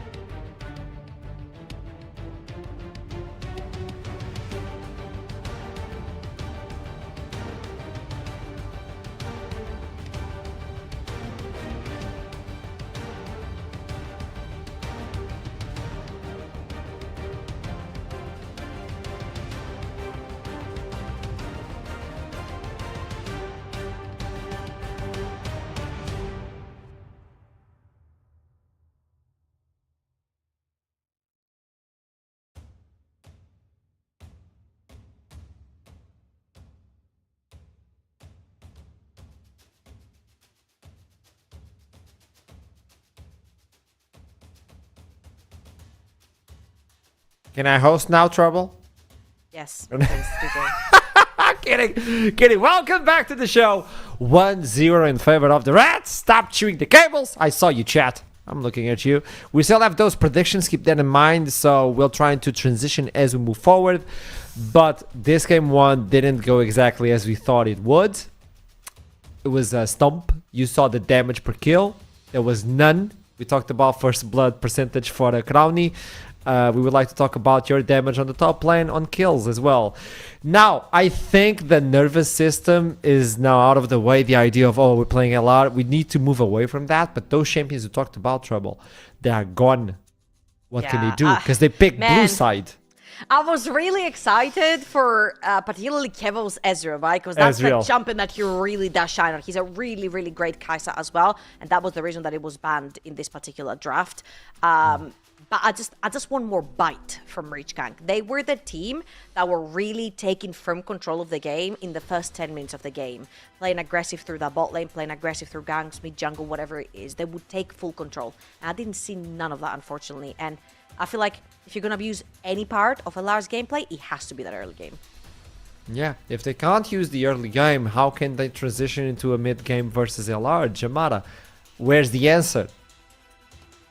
It's hard to say, realistically, right? And I think draft, in terms of what agencies they provide themselves through, I think specifically the mid jungle is kind of what's always going to be on the tip of my tongue, the forefront of my mind when it comes to this lineup, because I just feel like Ozhan and the Haste, like as a unit, are just the catalyst for what actually allows, Alaric and Kevo to go down, go and do the 2v2 things that they end up doing, or Alaric making roam plays. So I'm really looking at the mid 2v2 in particular, because I feel like that is probably the most pivotal one. Securing, I think, this time around, something with a bit more agency than Kevo, on Kevo specifically, right? Whilst obviously I think Ezreal made a lot of sense in the moment, even with that draft, I think he needs, something along the lines of like a Corki, right? Where it gets to function in the early game. We'll see again how much agency he is allowed to be given. My almost three champions, favorite champions for Kevo that are still left open would be Yunara, Xayah, and potentially Kai'Sa as well, depending on the matchup. Why I don't necessarily add Kai'Sa right there is I feel like she really needs a good support matchup to actually shine in lane. And if you don't have red side, it's like really difficult to counterpick support. So I feel like Xayah and Yunara are a little bit more non-dependent on the support matchup to actually be oppressive in lane. Same bans coming through. Now, is the Yunara going to be banned by LR? Blue side, what's the priority for you, Rich Game? What do you have in mind to change versus the Rats? Because aggressive, there was no aggression at the previous game. It was just passive after passive, letting them play it. The Yunara is taken away, just like the previous one. So, bans are not going to change. That should be a Sion right there, unless Rich Gang is looking for the Sion themselves, right? We have seen a lot of B1 Sions that can come through for a lot of teams, particularly when there's not a lot of AD carries that can take the Sion down, but Brownie primarily plays those AD carries that scale into the late game and take down Sions. And seeing the Kled ban right here, it kind of makes me think that this could potentially be something like a Sion top side of the map. Yeah, could be. We'll see where LR decide to go in terms of that third ban. I'm not necessarily sure what they'd want to target. Really, on red side, it's always a little bit strange at this point, especially with they self-ban the Sion. They don't want to deal with it. Yeah, neither did I, to be honest. But here we are. Now the question is, what do Rich Gang want to blind? Because to me, LR, like their priorities normally would be after Azir, it's Syndra. Top side, obviously there's a lot of pinch going on there. At this point, you're thinking, you'd already be at champions like Gragas, but Gragas is gone, right? So that's really my concern now is, where does Baus go? Oh, I hate the Ambessa first pick. Because now this is either a rare Baus Renekton game, or it's just Volibear Slam. Like, that is what this should be. It's the answer that he's had anytime he's had to deal with Ambessa and the champ's been up. And I don't see a reason for him not to take it. Hey, I don't mind Renekton either. He's played a couple of Renekton games too, just to take firm control of that early game. But Volibear is just like one of the cult classics, right? I actually thought this was gonna be a rumble, but then Baus plays Galio to sort of counter it in lane, right? So that's why they probably didn't feel very comfortable. Blue side is a side where you usually don't get a bunch of counter picks. However, here you have the chance onto the Syndra. What does D-Haste really want to play? Maybe you can go for like an Annie plus Nocturne and you play sort of like an all-in kind of composition from the side of Rich Gang. I mean, it's Annie or it's Orianna, right? Okay, it's the new proof comp. Okay. Yeah, all right, new then. proof comp. It's very, very difficult to muck this combo up. The question then really is, what does Velia want to do? Because into Orianna Nocturne, to me, like Xin Zhao is something that I would imagine Velia would like to play here. But I know there's been a lot of discussion internally about the champ with the LR boys. It's going to be Jarvan, so kind of a little bit more focused around re-engage and obviously initial engage if they do catch members of Rich Gang out. And we'll see exactly how it gets to perform. Looking towards the mid lane, right? Because there is just so much pressure immediately. Laning as Orianna against Jarvan and Syndra sounds like a nightmare, and you don't have an early jungler that's going to be wanting to stick around to, you know, actually give you coverage a lot of time. Nocturne wants to farm to sit quickly. Yeah, I'm not gonna lie to you. If that was anyone else other than Baus, I'm like, stick that Volibear into the jungle. That's pretty good into the Nocturne. Also really nice when you set him up with the Syndra as well. Not gonna be the case. Still, Syndra plus Jarvan, a fantastic duo in the early game. Again, you don't necessarily need that level 6 to put pressure either on the Nocturne or the Orianna. I am not a big fan of the Xayah ban right here, but seeing as you have that wombo combo diving straight into the backline, you definitely want to avoid Xayah because it's one of the best anti-dive champions. However, it leaves me with a question mark right here. What does Kevo have in a team that wants to fully dive forward to actually engage with them in that matter? We know those hyper carries getting a little bit more attention nowadays, but Yunnan is out. Do you go for the cheap version of getting the Zeri? I don't see it because you have to scale, and you're not going to get that gold unless you get aggressive on the early game. So something aggressive, would that be the idea? I mean, the pick that would be on my mind in a circumstance like this would be a Lucian lane. But Kevo has not necessarily wanted to really play that, seemingly, from the drafts that we've gotten out of Rich Gang a lot of the time. But I do feel like it would band-aid a lot of the potential, like, hey, Crownie gets the first pick on AD here, and Reckless is going to get support counter. Lucian blind lanes tend to be able to deal with a majority of other 2v2s, and then you get to deal with, you know, midline priority as well, which I think when you're running Nocturne, you always want to have that priority because then you get to make plays on the side significantly easier.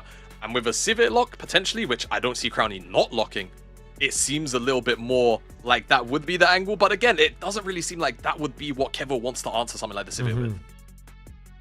Yeah, I'm not gonna lie here. Seeing Alaric on Nami is like having Hylissang on Lulu. I definitely, like, not that you can't play it, but I feel like, again, he is the fire starter. We didn't necessarily get to see that a lot on the Rel, so I would love to see him on his cult favorite, Leona. And I know that this is a little bit paradox right here, but a Leona lane plus a carry that can actually shift around the fight could be very useful to Zeri them. Then. They were talking about it. Sorry, like, that swap was so last second, they had to have been talking about Zeri, but then... Yeah. They must still be deliberating is honestly my best guess.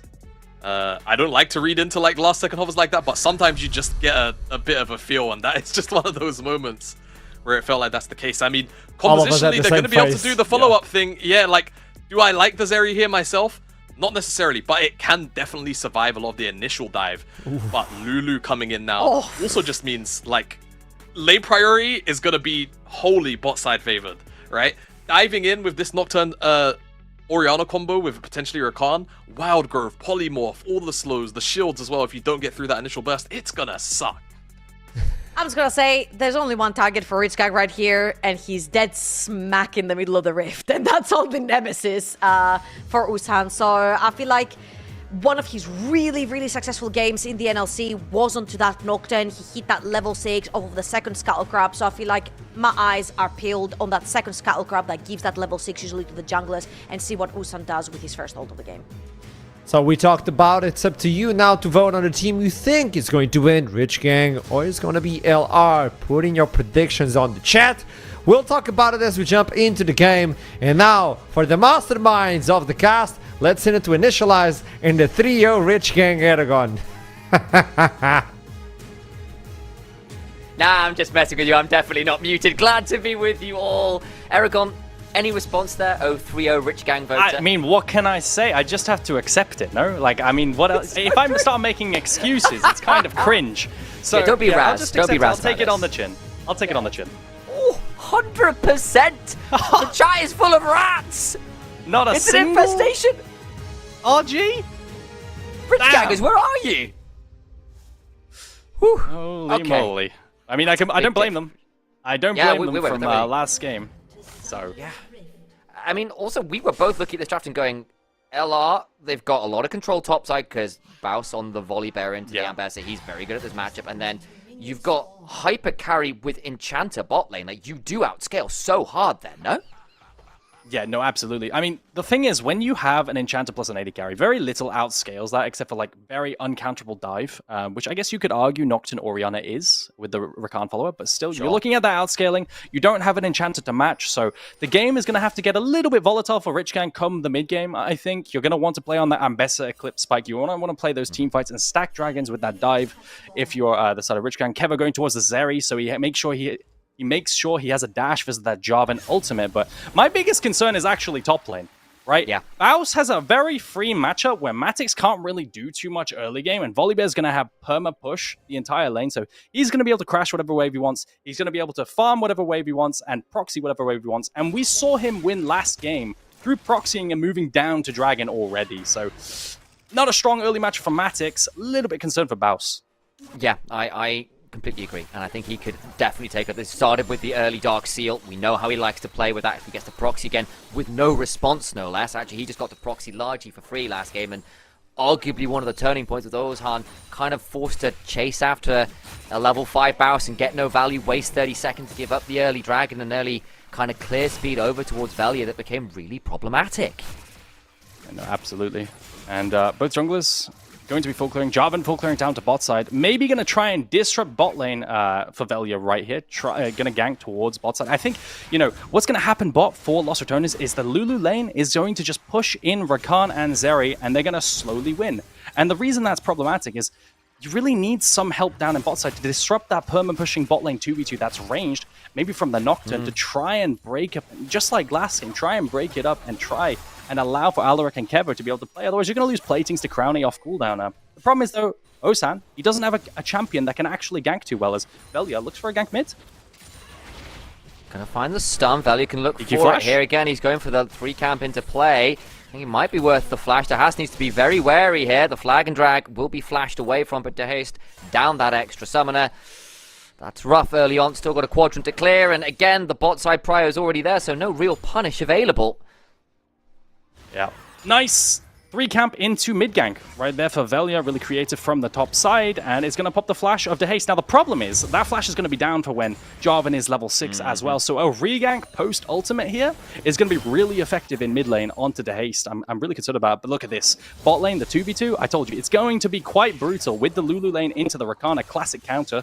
To pick the double range lane into the Rakanas, you really don't have that much threat in lane. And it's going to be platings for Lost Returners as Kevo really struggles to farm, getting bullied. And again, he's going to need jungle help at one point, or to maybe look for a swap to get out of this lane. Yeah.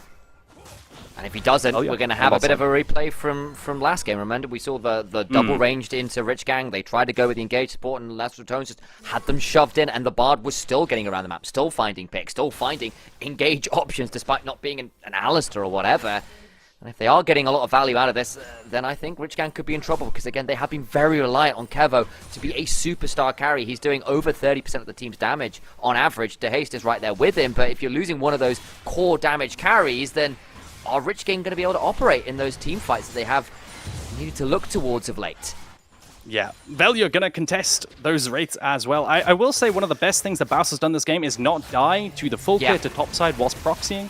He knew that potentially, right, that Nocturne was pathing towards topside and avoided that gank by recalling, really, really good stuff there. And now, because Nocturne started bot side, he's going to have to be bot side again, add this timer and clear up the top. So Baus knows, I have time to proxy again. He's going to proxy all the way down to tier 3 and find himself a good timer to recall. My question is, are we going to lane swap ever at any point in this lane timer? I don't think so. I think you want Baus into Ambassador to be able to bully that lane phase and not mismatch whilst you have Lulu Severe consistently punishing down in bot side. And like I said, right, the early game is going to be kind of Lost Returner's favor, but there will be this like mid-game dip where Rich Gang has more agency. The problem I have is that Rich Gang's win condition is very thin.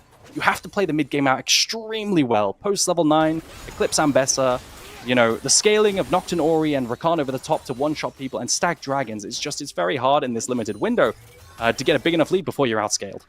Yeah, because they will run this issue like that if you start going in with the Nocturne Oriana and going like 1 for none or 1 for 1 and not getting enough value there, the extended fights are going to get very tricky. And remember about that flash being down. It's not even with the level 6, it's just jumping on forwards. Nemesis waiting for the force to fall on the Dark Sphere, and the kill goes the way of Velia, just out of range of the turret afterwards. And as the punish we were talking about, Dehaste down for first blood.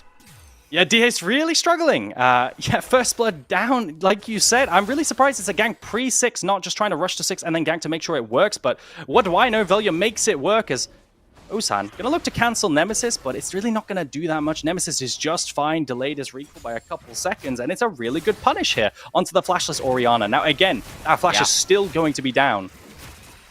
For a potential regank, as you know, Matic's trying to contest the proxy right here. I mean, this is the counterplay. You want to win these 1v1s and stop it happening. Gosh, and this is the problem. He didn't win the 1v1s last game. They tried to punish it last game and failed. Baus got 2 proxied for free. Ozan is also mid lane here, and I don't necessarily blame him. Again, we need this mid jungle to be strong for Rich Gang, but when you're getting shoved in bot side, Baus is proxying for free top side, and there isn't really a good response, then it feels like there's a bit of damned if you do, damned if you don't catch 22 scenario going on right now for Rich Gang. Yeah, winning top side, winning bot side, losing a plating in bot, and 2 in top whilst Baus is consistently proxying, and your champions just aren't strong enough to contest and stop them, because the counterplay to proxying is to stop them proxying by killing them, you know, or pushing back and trying to counter proxy as well. But you're just so weak on this Ambessa in the early game and Rakan that you just can't do anything, and you just have to take it and lose platings. Ozan as well. Still not quite level 6, trying to get the Velia with a lead, and really, your counterplay starts once you ding 6 here, so we need to keep an eye on that. Now he's level 6, maybe he can look mid lane onto the immobile control mage, or to bot lane. My only concern is that wild growth, as Velia looks mid again. No flash, Dehaste. Oh, he does have flash. Paranoid, they're going to try and turn it onto the Jarvan, who's trying to flag and drag away. Burned the flash to try and keep the tether in range and failed anyway. Yeah, not going to quite punish that. Wants to spell shield the EQ knockup, but doesn't quite land it as poke damage comes down onto Baus, but that shield's going to do more work. And Dragon, now that you don't have that global on Nocturne, that's such a long cooldown. Right, 180 seconds, I think, around that mark, and you're just not going to be able to find anything? That's going to be a Dragon to Lost Returners. I mean, you were literally saying that the Nocturne Oriana combo needs to work. We need to see value from it. The first ultimate leads to not even a flash blown, it's just a flag and drag. You need to be getting more value from that, and that is not a good sign for Rich Gang, as another early Dragon's going to go the way of Lost Returns. They've already started to get significant advantages in those side lanes, as we've been talking about. Sure, the CS numbers aren't that crazy right now. We're matching culls largely, but that mid-jungle, the fact that the Syndra is up a lot into this Oriana right now, that should be worrying. Lost Returns up 1,000 gold, and if Rich Gang are kind of giving away priority elsewhere on the map, it ain't looking that different to how Game 1 went, Aragon. No, it's really, really not, is it? And now, because you have no ultimate on Ozan here, they're probably going to have to play for 1 grub and get out. Baus has perma-push in this matchup, and Ozan's even deliberating, like, do I have time to contest 1? It looks like he's going to commit, and you can see the mentality behind Lost Returners is they're not going to fully commit to contesting this. Crownie actually ran bot side, but Velia might have something to say to Ozan. No ulti available for the Nocturne. Yeah, could get a bit interesting. Again, the Paranoia is down. Reckless is here as well, with that wild growth you called out a little while earlier as well. So even if you do go in, just press the R button, become a little bit bigger for a little while, and it becomes a lot harder to kill you. So those grubs will get traded to Lost Returns, and that's a second early game objective. They've gotten that first kill. They need a couple more of those, but this second objective towards the feats of strength marker, it's another strong early game that isn't scrappy, it's disciplined, which I think is the term we wanted to use. Again, for all the farm numbers have always been good, plays have often been a little bit back and forth as Ozan. Oh no. No flash. No Paranoia, he's just dead. The Cataclysm there, and it is just a leash. That's rough. That's really rough. That's a dead Nocturne. We're really not finding the effectiveness out of this pick as an engage comes down, but I feel like this is just... Is this optimistic? Yeah. Reckless is just going to dip on out of there with a heal move speed. So that's the quickness down. It'll be a heal and a whimsy, and he just gets to walk away. At least you get a summoner, I guess, but is it really going to be the end, be all and end all here? It's not really changing all that much. We've got few minutes, I suppose, until something like a dragon, so maybe that summoner discrepancy can hurt a little later on, but Matix is all but lost to third plate here. It's another kill going on over. Velya again starts the game 2-0. We've got big CS leads in mid. Another disciplined early game. And yes, obviously, sometimes we talk about Lost Returns early games in negative fashion, but let's be real, they've always farmed well. They've always found gold. It's just not been clean. These early games, 2 games in a row, have been clean, have been disciplined, and Rich Gang have not managed to find any counter punches at all. They've been barely able to find something in the way of kills. At the moment I say it, Velya ends up in a 1v3. Is about to get paranoid. Kevo's coming on over. I apologize, Velya. That's what we call a caster curse, folks.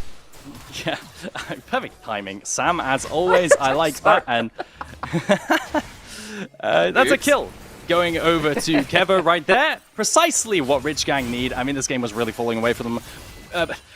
Aside from the platings, all the kills, you know, that's going to be a third plating for Baus now. With that B1 Ambessa falling so far behind, Matix assuming, you know, Baus doesn't really play Renekton. You know, he can't have that great of an answer, but Baus finding a lot of value already in this proxying. You needed to get someone some gold here, and now it's all on Kevo. Double buffs and a shutdown. 1-0 going towards that, I believe, you know, experimental Hexplate, which isn't something you very often see. It's usually the Yuntal IE.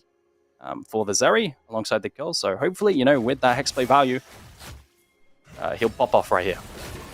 Being a little bit creative there with the builds. I know there was a period we saw a little bit of Hexplay on Zeri, but very briefly. Gives you just more ultimates, and when you are so reliant on that to get a lot of your team fight damage, makes you a bit tankier into some of this burst. I can see the thought process at least. I don't know whether it's necessarily good. I'll withhold comment until I see it in action, I guess.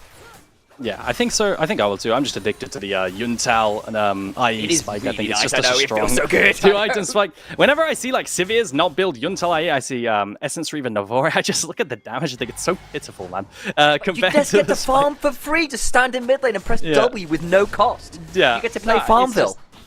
Yeah, I suppose. But double Hexplate. You know, we are team experimental Hexplate today for Rich Gang. Rich Hexplate. Yeah, all the ultis. So we'll see how well they play, consistently activating the ultis to try and find summoners, try and find picks with their snap engages. And this is really where Rich Gang come online. Right, Rich Gang's composition comes online very heavily in the early to mid-game transition when you can play with the Rakan enabled by Nocturne mobility and Ambessa mobility. You find the dive with the first item on Eclipse on the Ambessa, who can now look to take better trades as well into the volley bearers. Rich Gang, they're going to look towards topside. Oh, Baus going to chunk out well onto Matix. Ozone coming on over, has got 8 seconds on that Paranoia. Matix will eat a lot of damage before getting that. Another Sky Splitter comes on down. Matix is really afraid! They tried to wait on the Paranoia, and he just steps too far forward. He's going to try and reset out.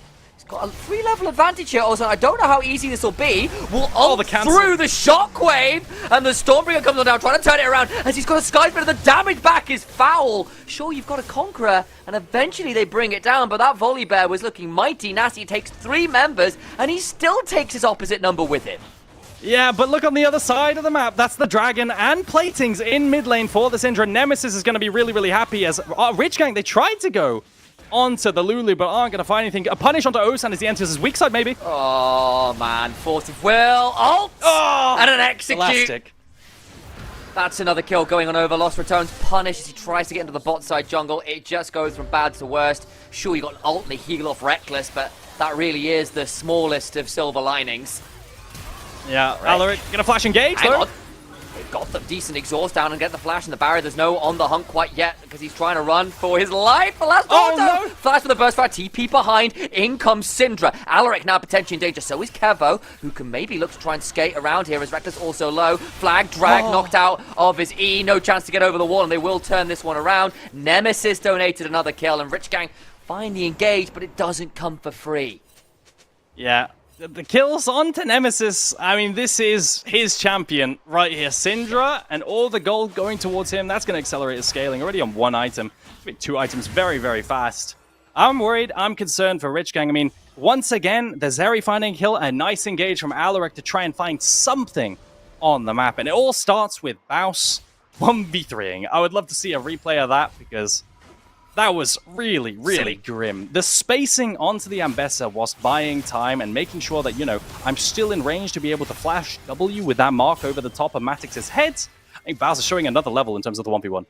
Like he's had to go towards Executioner's Calling, just try and manage it. Here comes the power, another Knockwave combo. That is nice. The moment we speak well about him, though, Baus ends up blasted by that mid-jungle duo finding their way towards the top lane. And that looks like it could transition, into the Rift Herald, which then in turn could transition into the next Dragon if they place it as a Battle Herald or in mid lane to be able to get Prio and enter to Dragon. So, very good situation right here if they hold on to this Rift Herald, and it doesn't look like it's going to be contested, but first tower when he be approached to by Lost Returners here. With the 2 Gruff to 1 advantage, this will be Nemesis hitting this tower and taking it first. Will indeed be there with the additional grubs. Reckless also around, so that turret goes on down. They've already claimed feat of strength with the objectives and the kills going their way, so the strongest feat in existence. Lots of gym training. Oh yeah, of course. Of course. Yeah, that's usually you almost always see it with First Blood Tower. You don't usually see it with all the objectives on one team and purely kills. That caught me off guard right there. But still, really, really good for Lost Returnus. A whole bunch of tower gold onto Nemesis as he accelerates towards his Cosmic Drive. And Syndramains know just how powerful that is. That's a lot of move speed. That's a lot of CDR and HP. You're going to be so strong right there. And Bausey, he's not weak either. He's going to be strong. He's going to be able to push up and still win in the 1v1. So side lanes are looking pretty good right now. The only problem the side laners have on the side of Lost Returners is monitoring that Nocturne situation. If you don't know where Nocturne is, it's pretty hard to be able to play the side lane because you have to give so much respect. But I get the feeling that Bausey's not going to respect and that he's just going to hit towers anyway. What on earth would give that away? There's no historical precedent for Baus playing aggressively or over-aggressively in a side lane. Never been known to die for a wave. Never, ever, He won't ever. be Tuzlers. He won't be Tuzlers if it's going to happen. I mean, to be fair, he got it right. Nocturne is down in bot side. The threat of it isn't going to be enough to dissuade him. And now we're looking for the Nocturne Ori combo. Can we one-shot Nemesis in side lane here? That's the question. Look for the Knockwave combo. Oh, the Loons proc is good, but there's a Wild Growth behind, trying to scatter the weak after having already unleashed the power. A lot of balls go scattering forwards. Forcible available, flag, drag. And I think Ozan is going to be picked up by Reckless, now trying to run after D-Haste, who does get his bit of a speed up there with the command Dissonance. Over the wall goes Alaric with the Battle Dance, but Crowny now coming on forwards. Flag, drag, the quickness back. Kevo will turn into Lightning Crash to Bison Valley, but Crowny throwing out a large P to the delivery, looking a little bit aggressive. And I don't know whether the Rich Gang have enough money in the bank to tip the delivery driver. They'll get out to safety, but they do lose Ozan on that attempted engage. Nocturne Orianna combo does not pay off this time. I wonder if Baus was actually at the end of that. You see him hovering around mid, thinking about diving with his ult potentially after they got chased. Rich Gang got chased to mid tower, being incredibly chunk, but clearly the play was called off if that ever was going to be a play. And it all starts off with a ball delivery option, trying to one-shot and punish the immobile control mage in side lane, but the damage just isn't there. You're too healthy and too tanky because of the levels on the side of Nemesis right now with Syndra. Alongside with that Wild Growth, Lulu hovering, the Syndra right here, being able to play side lane to make sure that she can farm. It just means that the play does not go well for Rich Gang. The one-shot potential isn't there, and that's really painful because this is supposed to be your strength. You're supposed to be able to punish side lanes into the side of Lost Returnus, and it's just not going too hot. Ozan, honestly, for all we've hyped him, honestly, to me, probably the best player on Rich Gang, has had a really rough series, like you're saying, yeah. It's not been fun. He's 0-3-3. He's not found the engages so far on this Nocturne. Velia has been working with the priority lanes in top and bot to get a lot of value. Ganked mid repeatedly early on as well to kind of half the power of that mid-jungle duo that we were expecting to be dangerous here with D-Haste on this Orianna, who has gone towards a burst build. Is going towards Shadow Flame by the looks of it second as well to get as much value out of that initial shockwave burst as you can, but it's just not been particularly simple. There's that Hextech Alternator. Dragon started. This is another early soul point from Lost Retones. It is like 2 games in a row of extremely early Dragon stacking, but Rift Herald placed mid. That could buy them time, but an EQ flash. Oh, it's onto Kevo. The exhaust means nothing. They've blown up the Zeri. The gold leader has gone for Rich Gang. Now Ozan is dead as well. They tried to herald in mid lane, and Lost Retones go, no, you can't. They turn back towards the Dragon, and they get the best of both worlds. And I thought Kever might flash the EQ from Jarvan right there. The Dragon flag isn't going to be flashed in Kevo. He just gets completely popped. I mean, it's a kill on line push again. I feel like we're just seeing the exact same game where solo laners are winning. The jungle's doing extremely well, but look at this EQ where Kevo, he gets stunned up. It's chain CC'd, and there's maybe a frame where he could spam, flash, and get away, but it doesn't quite work out. I could even be wrong there.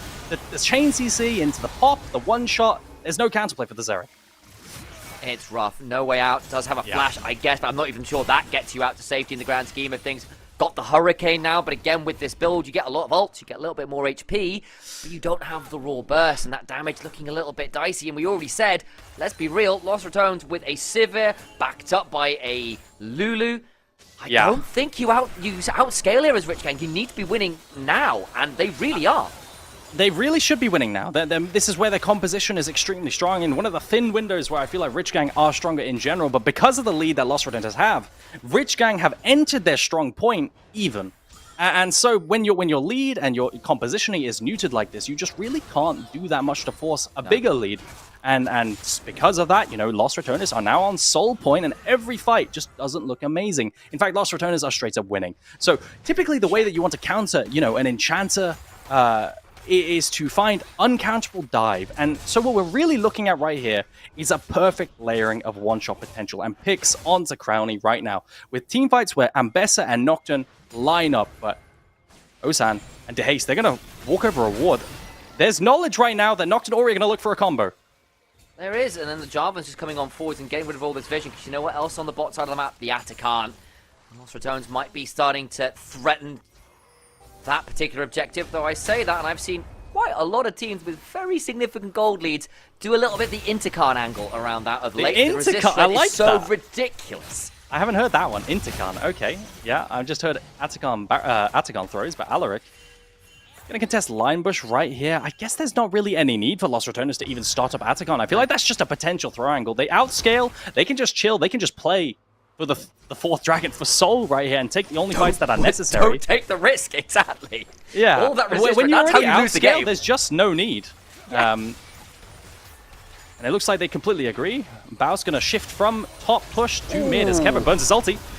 Lightning Crash comes on down, and on the hunt to trade back out and away. That's Velia, though, a little bit split off from the squad.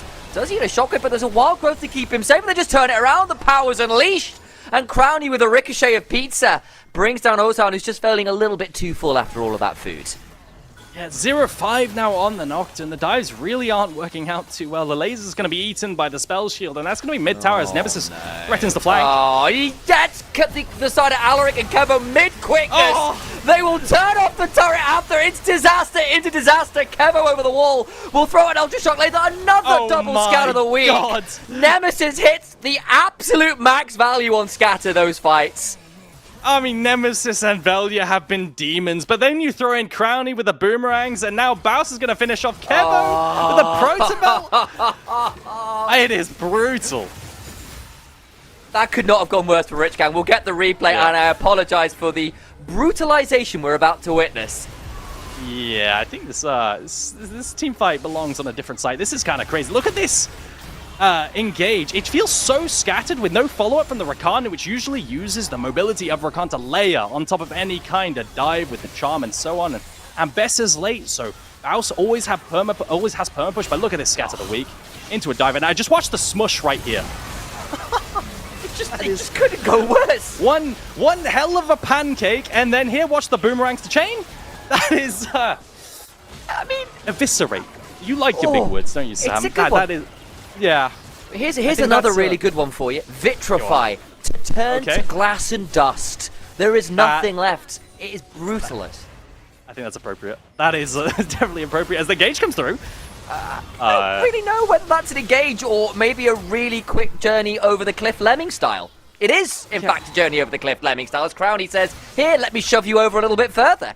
Baus now on a flank. Alaric's about to realize, oh no, there's a really angry bear no flash here. DeHaste is trapped inside the cataclysm. Baus can't actually get involved.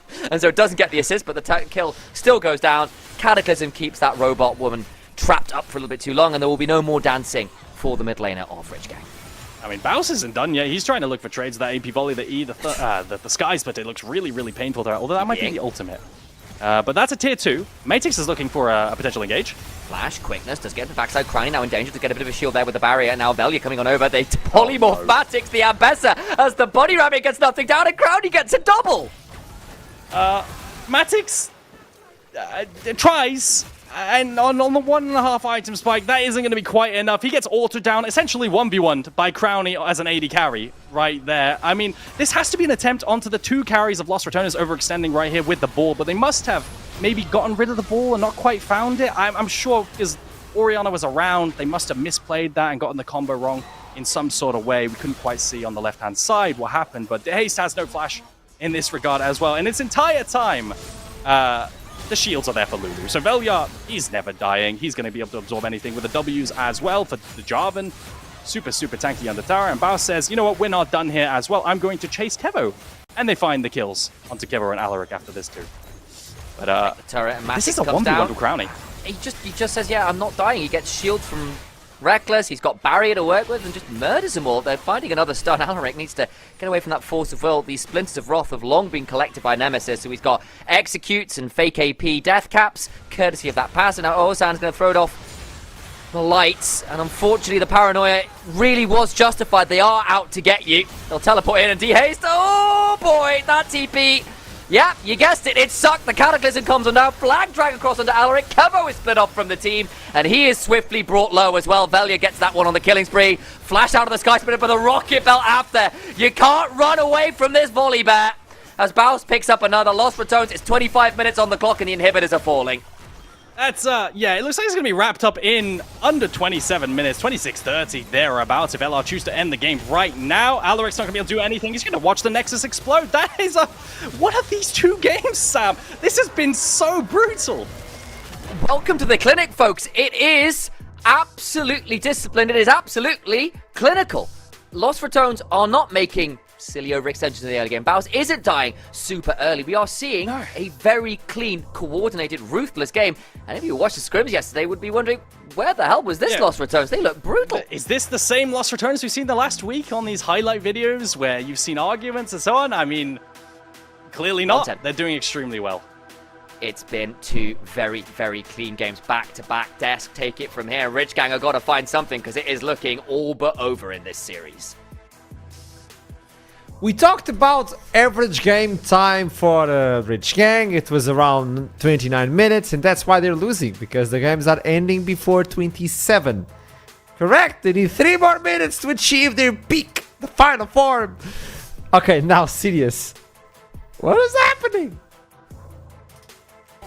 Good answer. Let's look at the replays. Like, look, I don't really know what to say. Like, not only does this feel very out of character from Rich Gang, but LR are just playing exceptionally well today, right? Yeah, like, the early all game. of the issues that we've been pointing out and talking about for weeks, for a majority of the year at times, just aren't present here, right? They're finding early plays. They're not, like, stepping off of waves that maybe you would expect them to at times. They're not yielding anything. But Rich Gang are also giving them this space pretty much consistently, and there's not really much more to say beyond that, it feels like.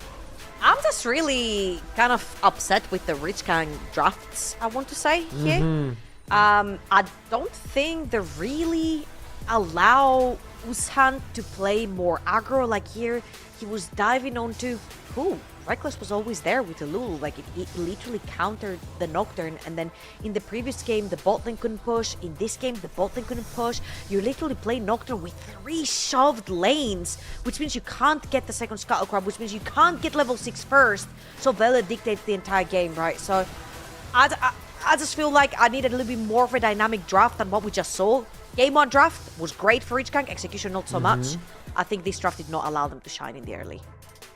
I think whilst we're on the topic of draft, we might as well stay here just for a brief moment. I really feel like in this game 3, we need to see earlier priority on bot laners, I think. Yeah. Even if it means blinding, I think as long as we just have some generically strong, you know, from start of the game to end of the game kind of picks, things like your Varus or Misfortune if they end up getting through, specifically on the Varus. Kevo needs that agency in the early game right now, because it feels like the rest of the map is kind of collapsing, specifically through the mid jungle right now. Ozhan is having a bit of a stinker, right? Game 1 in particular, I think game 2, he was a lot more hampered by the fact that he's on Nocturne, no real lane agency to play around early, but he's not being enabled. And if he's not being enabled, it means he can't enable Kevo. So it's one of two things. You either enable him or you enable Kevo through draft. And I personally would like to see the latter. Yeah, and also looking forward right here, I saw that Rich Gang selected red side. This is your time to get agency bot lane. You get counterpick on support, you get counterpick on other lanes as well. Like, for the love of League, just give Like, this jungler 2 priority lanes to play through. Quite literally, blind jungle, blind AD, support on 3, mid on 4, top on 5. It can't get more simple Genius. than that. Swap the solo lanes like 4 and 5 if, you know, LR blind something, you know, earlier. They tend to blind their mid quite a bit. But you get the idea. Just sort it out. Sort it out. Because right now, it's almost in a way frustrating. Because this should have been, so far, these first 2 games, a situation of like, hey, this is LR's weakness in the first 15 minutes of the game. This is one of Rich Gang's core strengths in the first 15 minutes of the game, and we just haven't seen that dynamic play out, right? Okay. And I think a lot of it you can point to the draft. I know it feels very band-aidy, but that is what seems to be a fair chunk of this issue right now too. Yeah, and I Okay, feel you like know what? Tell me, Trouble. I share the same frustration, and I feel like I took my frustration from yesterday, and it's continuing today. I'm like in absolute despair mode because I was so frustrated with Node yesterday. I was literally casting them, and you could visibly hear me being frustrated, and I'm frustrated here as well because we said we have 4 really strong teams heading into EMEA Masters and 3 really good contenders to take down LR, or at least give us a bunch of a good best of 5s, right? And they're just stumbling before the finish line. Did you The expect best them of 5 to was be promised. this strong as well for the Rats at the early game? They're so strong right now, and I saw a comment. It's not like it's not possible. No. It's not like it's not possible, right? You know what? There's a comment on the chat that I'm gonna read to you, and it all makes sense, okay, for the Rats. Okay. LR is only bad after patch for 1 week. But it has been a week and 2 days. There you go. Take it. They figured it We're out. going to a break. They We'll figured be it right out. back. 2 days! That's all we needed!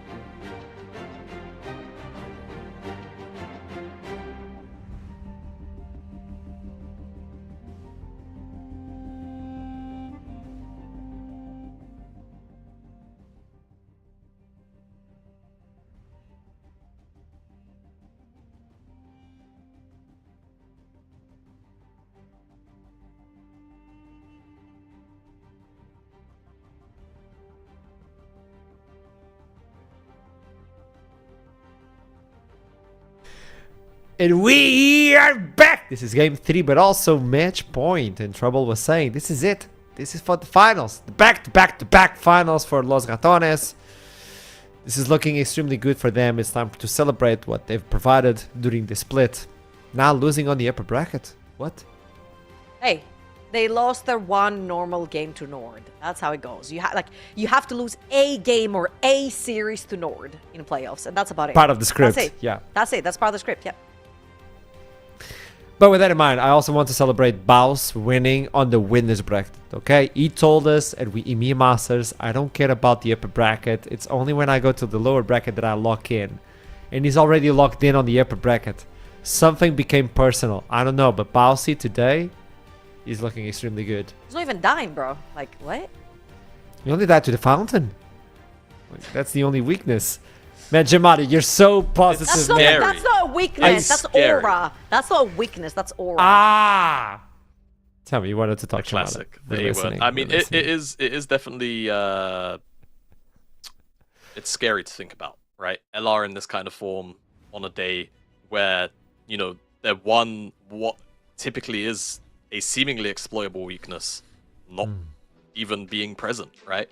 And whilst Rich Gang, I think, have been one of our stronger team fighters, like we've been saying, LR are kind of just first place in that category in general, right? So if you're not getting a lead early on, it's going to be very difficult to try and, you know, out macro and then subsequently out micro these guys after 20 minutes rather. And we've been seeing that because we've only gotten about 5 or 6 minutes of post mid-game gameplay from both of these games so far. We're into picking bands for what could potentially be the final game of the night, and LR booking their ticket to Stockholm.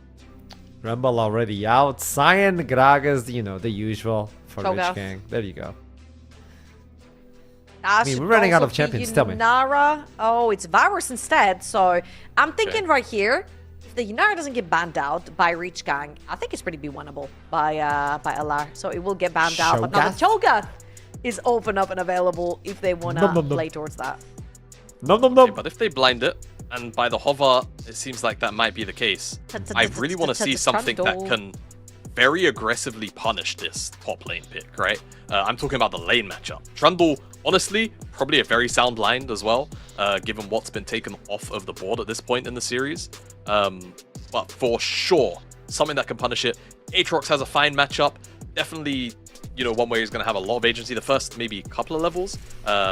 Cho'Gath can definitely look to try and bully him, especially because Baus tends to play that Halo Blades, and Halo Blades E-Trades very difficult to play around. But if Ozhan locks in the Trundle, this top lane 2v1 is an absolute nightmare, and there's very few picks that Belia can land on here where he can't be abused. I feel like you're looking the Trundle right here because the other prominent jungler is Xin Zhao, and Trundle does beat Xin Zhao on the 1v1.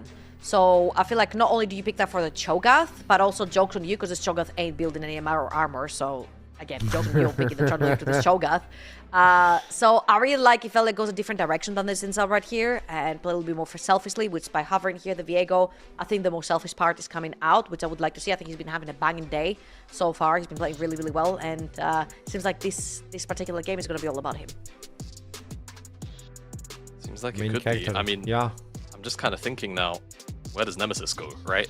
Syndra, Azir, gone. That is like the usual list of priorities. It's gonna be the Rise. So looking potentially to assist the side lanes, and that does give the Haste an opportunity, obviously, to match right here on 3. Annie, honestly, I kind of don't mind, but they would definitely need to veer on the side of something a little closer to a hyper carry on 4 for Kevo. Trying to think of what other options you could go towards. I mean, there's like artillery mages, I guess, but I'm not sure. I guess Wei half fits that, and then you get to match some of the early laning prowess, so I don't hate it. And right now, there's not really a lot of very consistent ways to reach a Hui. And if you find Alaric on something that can really clump the, you know, the potential backline up here of LR, the potential for wombo combo gets really, really high. So again, looking at your Nautilus, your Leona, your traditional engages with reliable sources of engage to get things going for Rich Gang. And I'm expecting 2 of those to be banned out here, at least from both of these teams. And you get the R4 right here from sort of Rich Gang. They're banning things like the Lucian, right? And that makes sense. You've got a very passive top side of the map for LR. You need something a little bit more dynamic to actually get that Viego involved in some way, shape, or form. So I do really like the Lucian ban right here. However, to me, that screams scaling from the side of Rich Gang. And I'm looking at like all the kind of scaling champions, aka the Jinxes of the world, that can actually sit behind a way and sort of use the artillery to their advantage. Yeah, not going to be banning out supports for the time being. Maybe just saying that there's too many. Or I like that Jinx ban. To be honest, I kind of prefer it. I feel like, again, I want Kevo on something where he can have a bit of agency. With the way that the top side's set up, I wouldn't mind something that leans a little closer to the later game, but it just, again, it does make me a little bit concerned that Crowny could look to answer with something, again, that could look to punish. Something like a Jhin might be okay, because Cho'Gath is pretty killable when there's a Trundle in the game. So again, I would be looking maybe for a bit more setup here in general. They land on the Smolder. Now, I've not been a fan of Smolder, because typically, you know, games have just been too hectic in the early game, but these early games have been so stompy that I'm concerned that Kevo is really going to be able to get to do anything. And then that also gives Jhin over to Crowny now, I think, which is almost like the likely lock-in. Tristana is also another angle you could look for. And Alistar is available.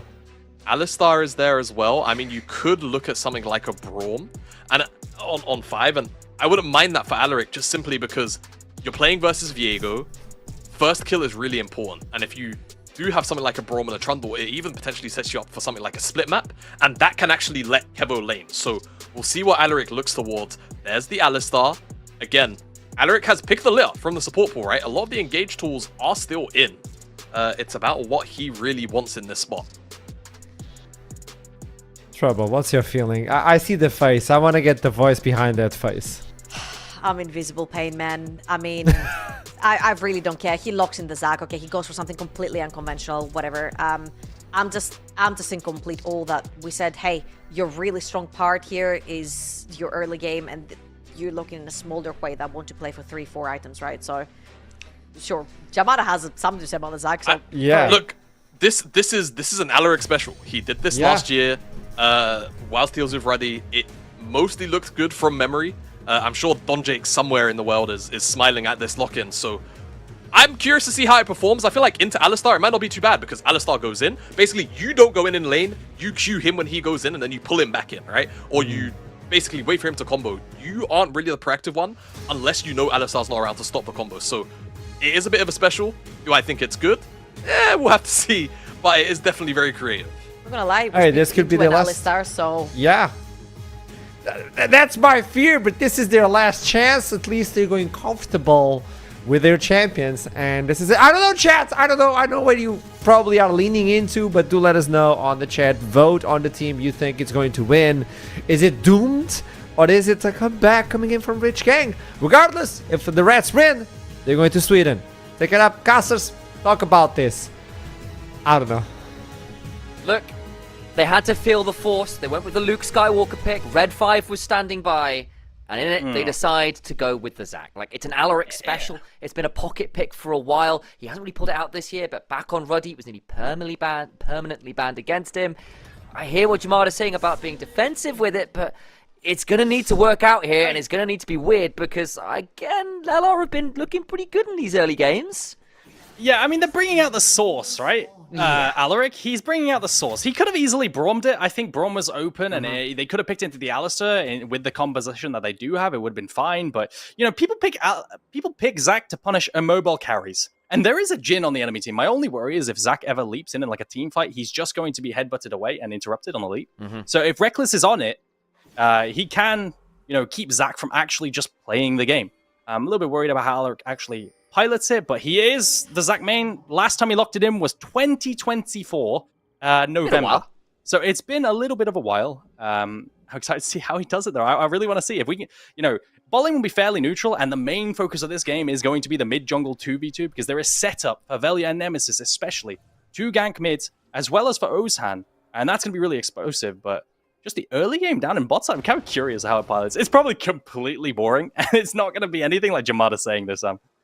Yeah, like I said, just cue Alistair when he goes in, I think is what Jamada is suggesting. I see the value there. I think if you go in yourself, Alistair does what Alistair often does into engaged sports, which is pulverize you out of your combo, headbutt you out of your combo, and you feel a bit silly. But you can use your stretching strikes to force people to give old warm hugs and kind of hate it. You know, force socialization, courtesy of Zach. Till that time, then we'll see how it goes. And Smolder, going for the scaling option. I worry maybe if the games go the way they have been, Smolder may never get the chance to come online, and they will need to really step up that early game or things could get very tricky here. Yeah, and I really would have liked to see a different pick that secures early game prio with that R5, because then with mid and bot lane prio for Rich Gang, they could have maybe done some funky invade things with the Trundle. Yeah. I will be curious to see as to how Ozan accelerates this early game through mid jungle, because I feel like he hasn't had the tools, but this game he has a little bit of setup now with the Zac CC that's, you know, it is possible to land in the early, or we have 2v2 gank with red buff right here onto Nemesis. Is this a flash pop? They know that he's come down from here because they had the ward on Raptors. Yeah. So Nemesis is going to be aware. They can maybe pillar, but again, Nemesis is going to just get to walk away. The crushing maw is decent. Devastating fire, it's a little chunk, but doesn't really lead to all that much. I will note that the Velia didn't flinch. It's on his red buff already. It's going to be a lot slower clear from Ozan on this Trundle, so we'll likely have to give up that bot side Scuttle Crab and maybe look top side, especially if Velia continues on the pace he's on.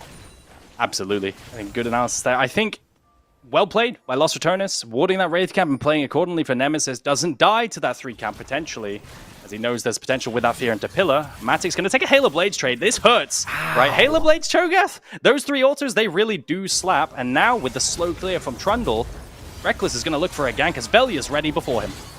Headbutt Pulve comes on down, but Alaric already with the stretching stripes will make Crownie's life pretty tricky. Reckless has had to leave by a slightly awkward path, so ends up giving Crownie a tough time as he loses half his HP bar there. Didn't have a pot in inventory, but hey, doesn't lead to all that much. There goes the Scuttle Crab. Velia might actually be able to take the Scuttle Crab and fight over crab, the right? blue buff. Yeah, he can just at least go double. I think it's a... Yeah, put a double crab in the bag. The Haste might get ganked, though. Boy.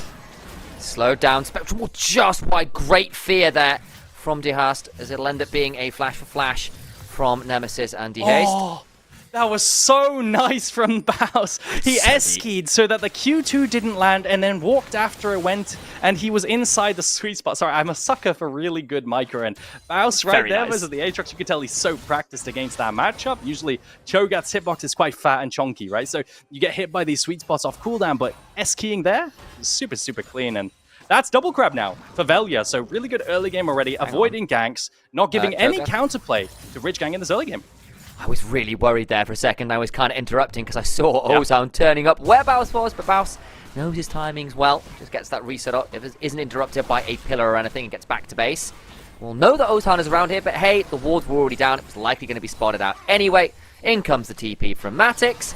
And we kind of have another early game where Lost Returns is just kind of grinding away, laning well, good micro moments, as you were just shouting out there on that individual level, and all well and good. The only thing that is a little bit awkward, really, is the fact that maybe with some of those reset timings and the flash down on Nemesis, you could possibly punish there for a stretching strikes over the wall. So elastic slingshot stretching strikes to the queue. My day, it's been a little while since I've had to cast a Zac. Yeah, they're not very common. I mean, usually you see into like a Jinx, but from the jungle, right? Like, not the support role. Top blade as well, right? There was that little error where we had Zac top for a while, courtesy of the likes of Broken Blade. Yeah, I think when they buffed Zac sustain top lane, he was pretty OP. Nemesis going to look for a little bit of a chunk on entry. Oh, I think if he stayed inside that bush, there would be a face check potentially from DeHaste and Ozhan.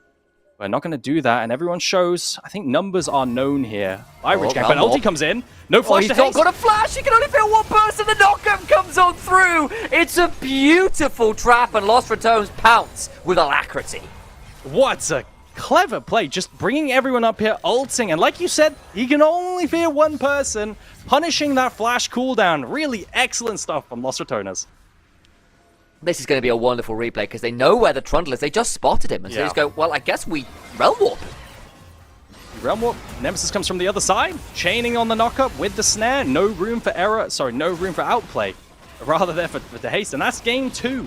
2 games in a row where DeHaste, it feels like, has just been punished in this early game on these mobile control mages.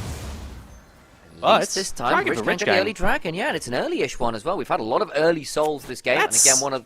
Yeah. Kind of good for Rich Gang. With the Smolder, like, typically you'd be losing early dragons, and buying yourself more time to scale to 225, We haven't even mentioned that win con here for Kevo because it just feels like they've been losing. But this game, compared to last, they have more scaling on their side. They're not dependent on bursting and playing the mid game out very, very well. They can play to get to 2-2-5 and the win con there. So it's very, very ideal that they secure this early dragon as it buys them 5 more minutes. Bousy, though, doing his thing. I wonder how he'll use his tempo. Last time we saw him use a tempo by roaming to mid afterwards. And maybe he'll look to punish the flash or the lack of flash of the haste.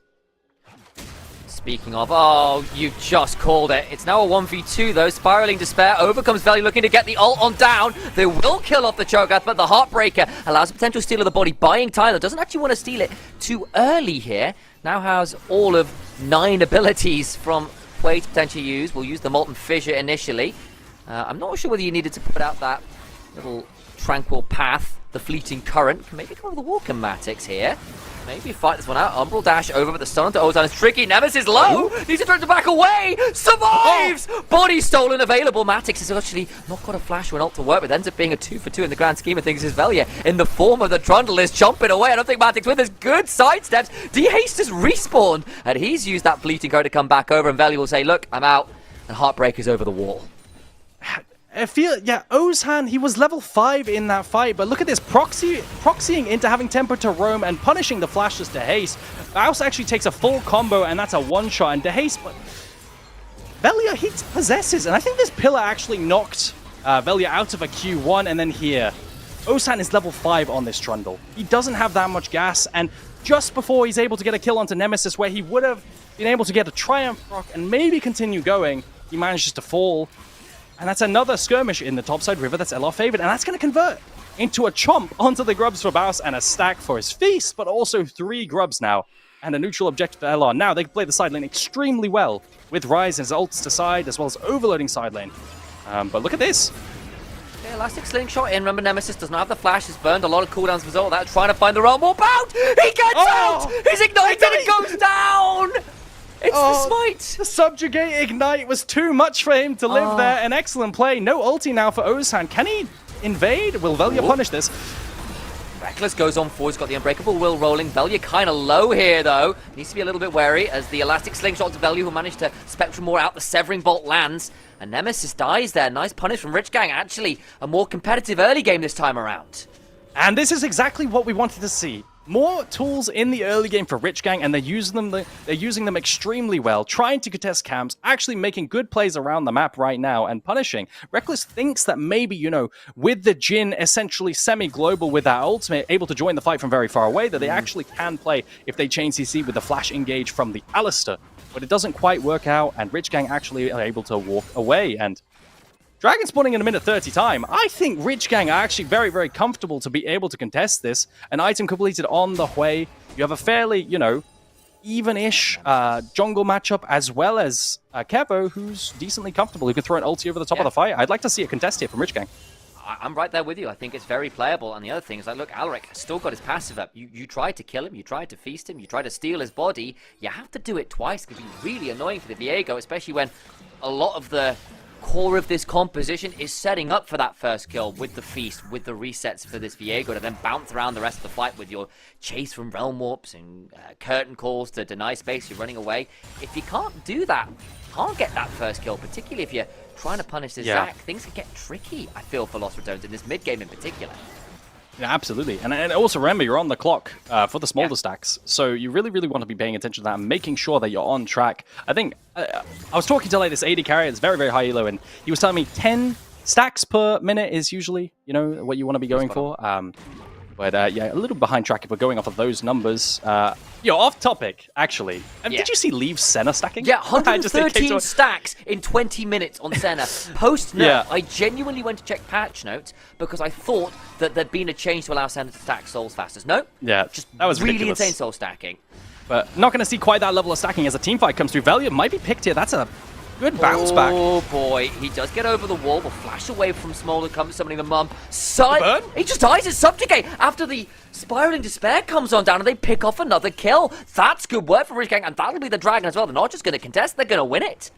You can tell Velia really wants to try and contest that because he has Kraken Slayer completed. It's such a big spike, and maybe they find a reset using that DPS, but they can't find anything. The range coming in from the way with the Severing Strike, the Severing Bolt rather, and the ultimate from the mom. Sorry, such a terrible name. From Smolder. Coming in over the top. It's just super, super hard for Velya to get in there and potentially try to set up the play. And Engage comes through now. But Alaric, again, this is going to be such a neutral lane, so I need to get excited for that. Too much. That's a decent double pulverize. Gets chunked back, though, with the stretching strikes. Alaric is ignited, but I don't think he cares. Remember, he's still got his passive to work with. We'll flash on in to start Let's bouncing. Crownie is just going to go down. And now Reckless going to get Alaric caught into the turret. Nemesis turned up with the realm warp. Baus is dead as well. You're right in the 1v1. Dehaste coming on up. Forces a flash out of Nemesis. There's going to be the passive down from Alaric, and they will get that kill eventually, but it ends up being a 2-for-1 in the grand scheme of things for Rich Gang.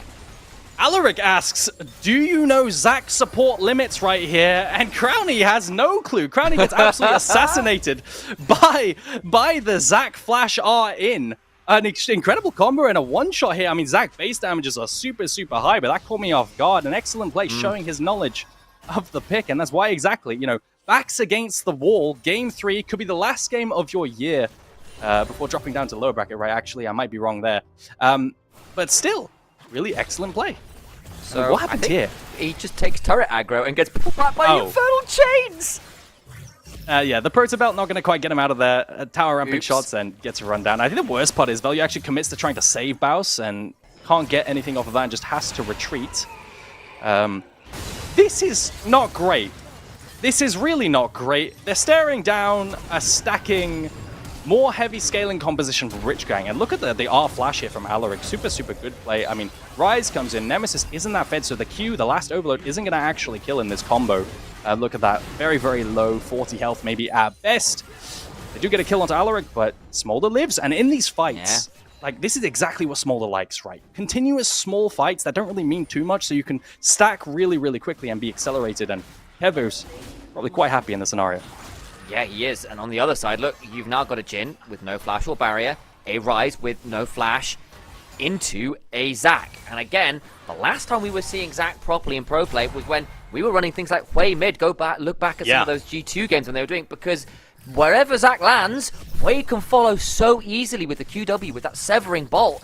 And it is just auto hit, basically. And we're seeing this already. It's getting very tricky. If Alaric is feeling it, he pulls out the pocket pick for the first time in what feels like a year or nearly there, and is finding a much more convincing early game. It's only a couple hundred gold lead, but it is there for Lost Returns. The problem is, we chatted about the scaling, and we chatted about the discipline from Lost Returns. It's been great so far this series. This is more like what we had been used to seeing from them. I mean, the reality is you're playing 4 short-range champions into a Smolder without that much threat on the backline. Right, Smolder's just going to be able to queue through all these champions consistently. The longest range threat is the Jhin, which can be body blocked. So I'm concerned for Los Ratones. 2 dragons for Rich Gang means that they can essentially do nothing here for the longest time and just scale to 225 for free. Realm Warp to top side, though, on the side lane. Trying to find the crushing more in a bit of a resist. Haste already flashed on that bot side player, will likely die, but the Spiral in Despair comes on forward. Velya, though, with a bit of a response until, of course, Ozan whacks him with a club. Nemesis, remember, no flash, will go down as well. That makes it the 2-for-1. The Realm Warp play goes very wrong. It does go wrong. I mean, you could see they're trying to find plays into side lane with the Rise Realm Warp and maybe convert that into tower with the 3 grubs that they do have, but it just isn't there. Like, Nemesis is too far behind, Velya can't 1v2 in scenarios like that, and this Trundle comes in and cleans. And that's going to convert into a Rift Herald as we go back into the replay right here. They're collapsing on the Immobile Control Mage, a classic move. It feels like this whole game plan from Lost Ratonas has been to punish the Immobile Control Mages that the Haste likes to play, but Bonks come in for Ozhan right here, and Matix with a TP to save the play as well. This top side is looking kind of dire. It is, and that's a gold lead now for Rich Gang. They've gotten the early objectives. That will be the mark towards feats of strength. It's now whoever gets the first turret. And reminder, you've got a Trundle, you've got an Aatrox, you've got 3 grubs. You give anyone 30 seconds with a tower. If that, it will disappear. Really will, with Triforce completed especially. I mean, I'm looking at that top tower. If Rich Gang wanted to, like you're saying, they could completely commit to taking top tier 1 and taking that tower right there with that Trundle, with that Triforce. I really think that's a viable macro move, and just give up and eliminate any variance because you outscale on contesting this dragon. But that's not what Alaric wants. Alaric has decided he wants to fight, and he's getting engaged on.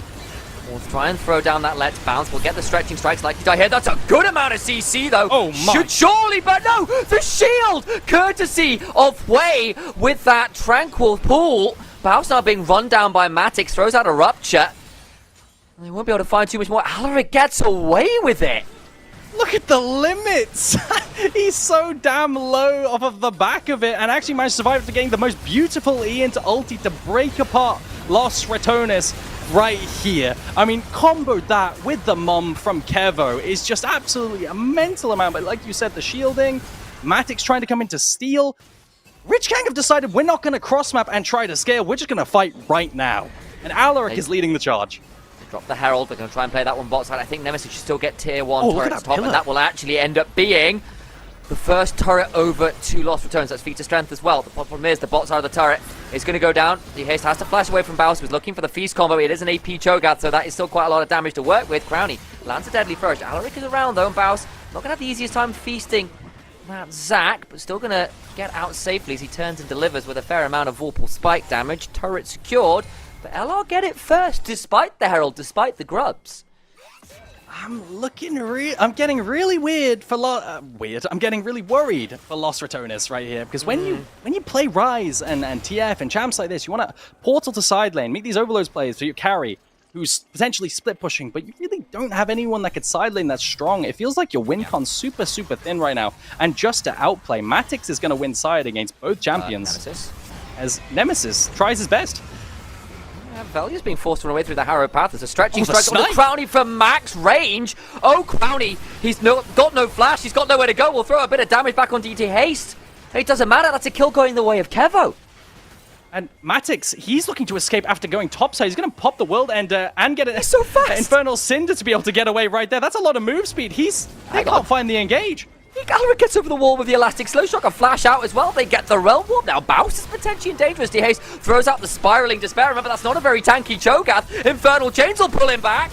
Can't go for too much more. Reckless finding the flash head, but Pulverize maybe looking for his own play. Devastating Fire, just go wide, but into the back and goes Alaric. They do feast down the way, but over comes Matix, who's looking to trade back as well. Reckless getting the double Pulverize, but is traded out to 1-for-1 there. But Baus is so damn low, it's quickly a 2-for-1.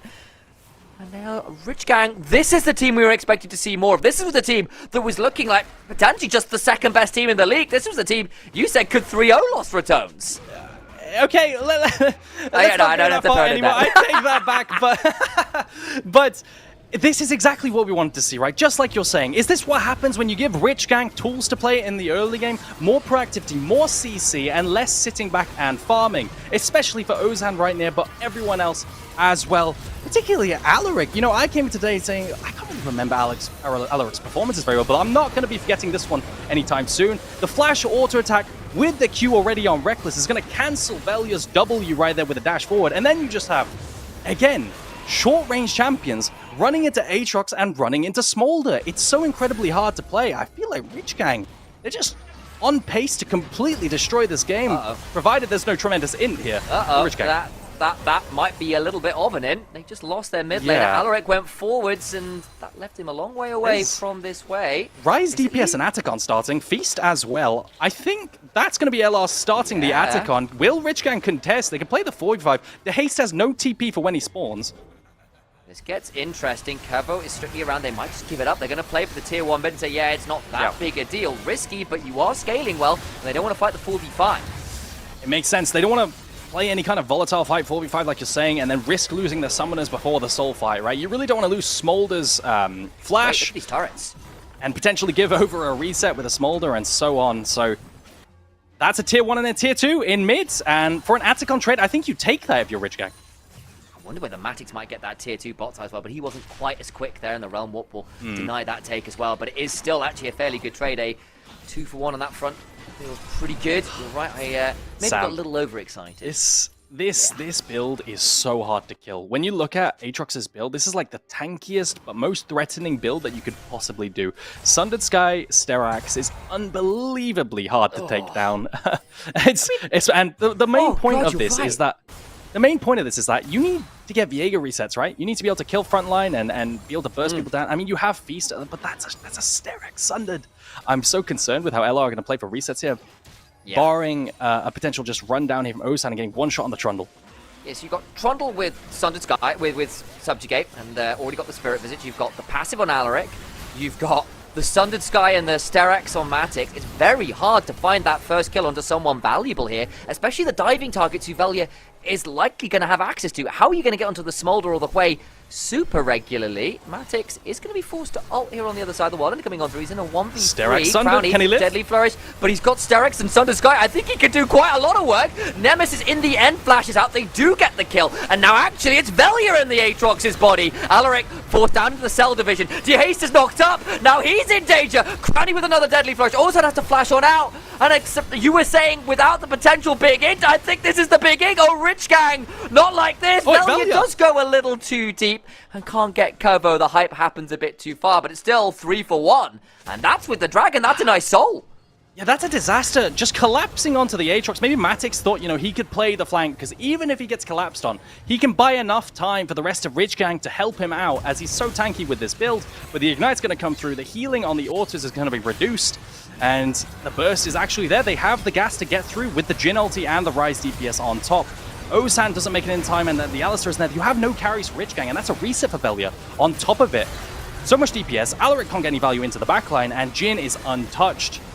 Ideal situation, except for this death right here from Velia, which I believe was an overextension. Ozan, though, trying to make a pick onto Baus. Yeah, gonna try and get a fair amount of work there, but it's just not quite enough. It has to back away. It has to look at the damage numbers. Nemesis and Velia similarly putting out a lot of DPS there. My days, the overload starting to come on through. Got the Titanic Hydra now done for this. It's actually behind.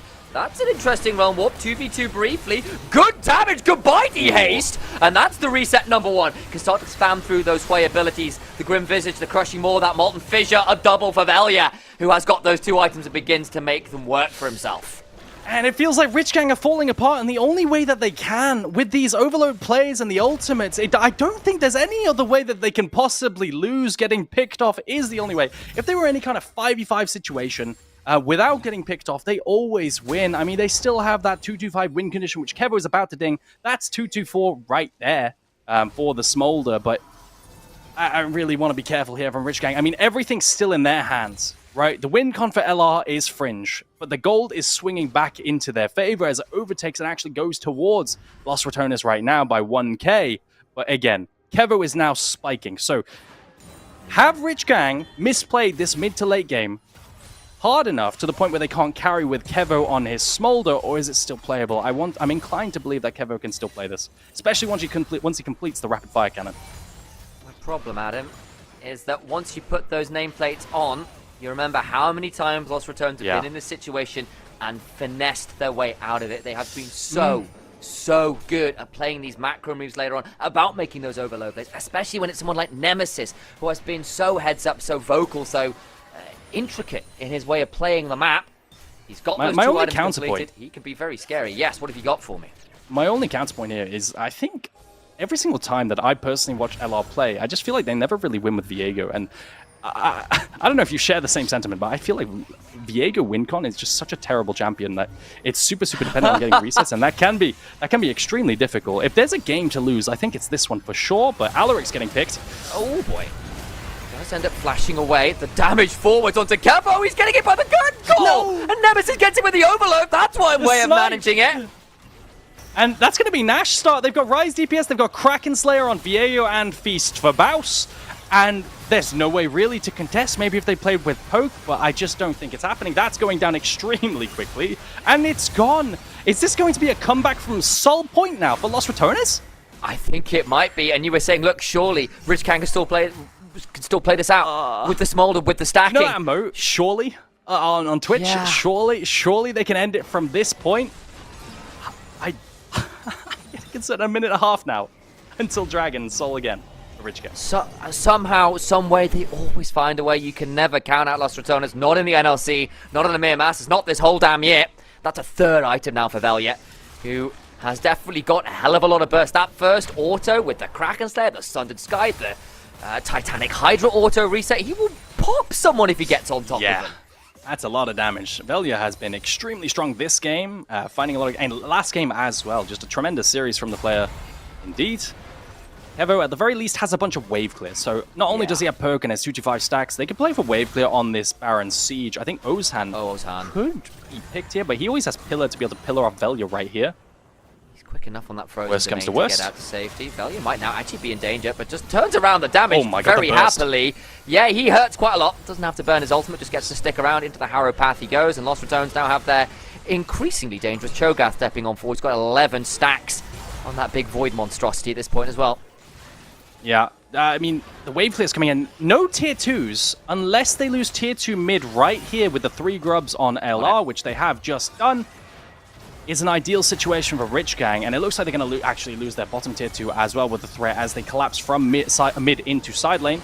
And it's a massive injection of gold before the next dragon, but it is 25 seconds until Sol. Will LR be able to spend this gold? It doesn't look like it. Deadly Flourish into a Spectral Maw potentially. There comes the Subjugate trying to turn it around, but Reckless ready to punish as Ozan and Alaric split off from the team. Mom is summoned, but I don't know if this PTA meeting is going the way Rich Gang would like it. Over the wall goes Nemesis, and the Trundle is dead again. There will be no smite available for this dragon. And you can see the value of the Alistair into the Zac. Zac, Alaric is trying to engage, but all Reckless has to do is look at where the engage is coming from and cast Q on the Zac mid-leap to cancel it. It's incredibly hard to play. Functions as something like a Poppy right there, and Alaric just cannot find the engage, and then they're stuck in a choke versus the overload bounces and so on. The AoE that comes from Crownie as well as securing a reset. It's just so rough right now, and second dragon goes to LR, and how have we gone from such a stomp for Rich Gang into a 6k gold lead for LR? What a mental turnaround. It's nearly 5,000 gold they've earned from this Baron. 4,500 as it drops down a little bit. At production, if you get the chance, I'd love to see the gold graph over time again, because I think it is going to be a bit of a heart attack and a heartbreak for Rich Gang to see. Oh. Yeah. 2,500.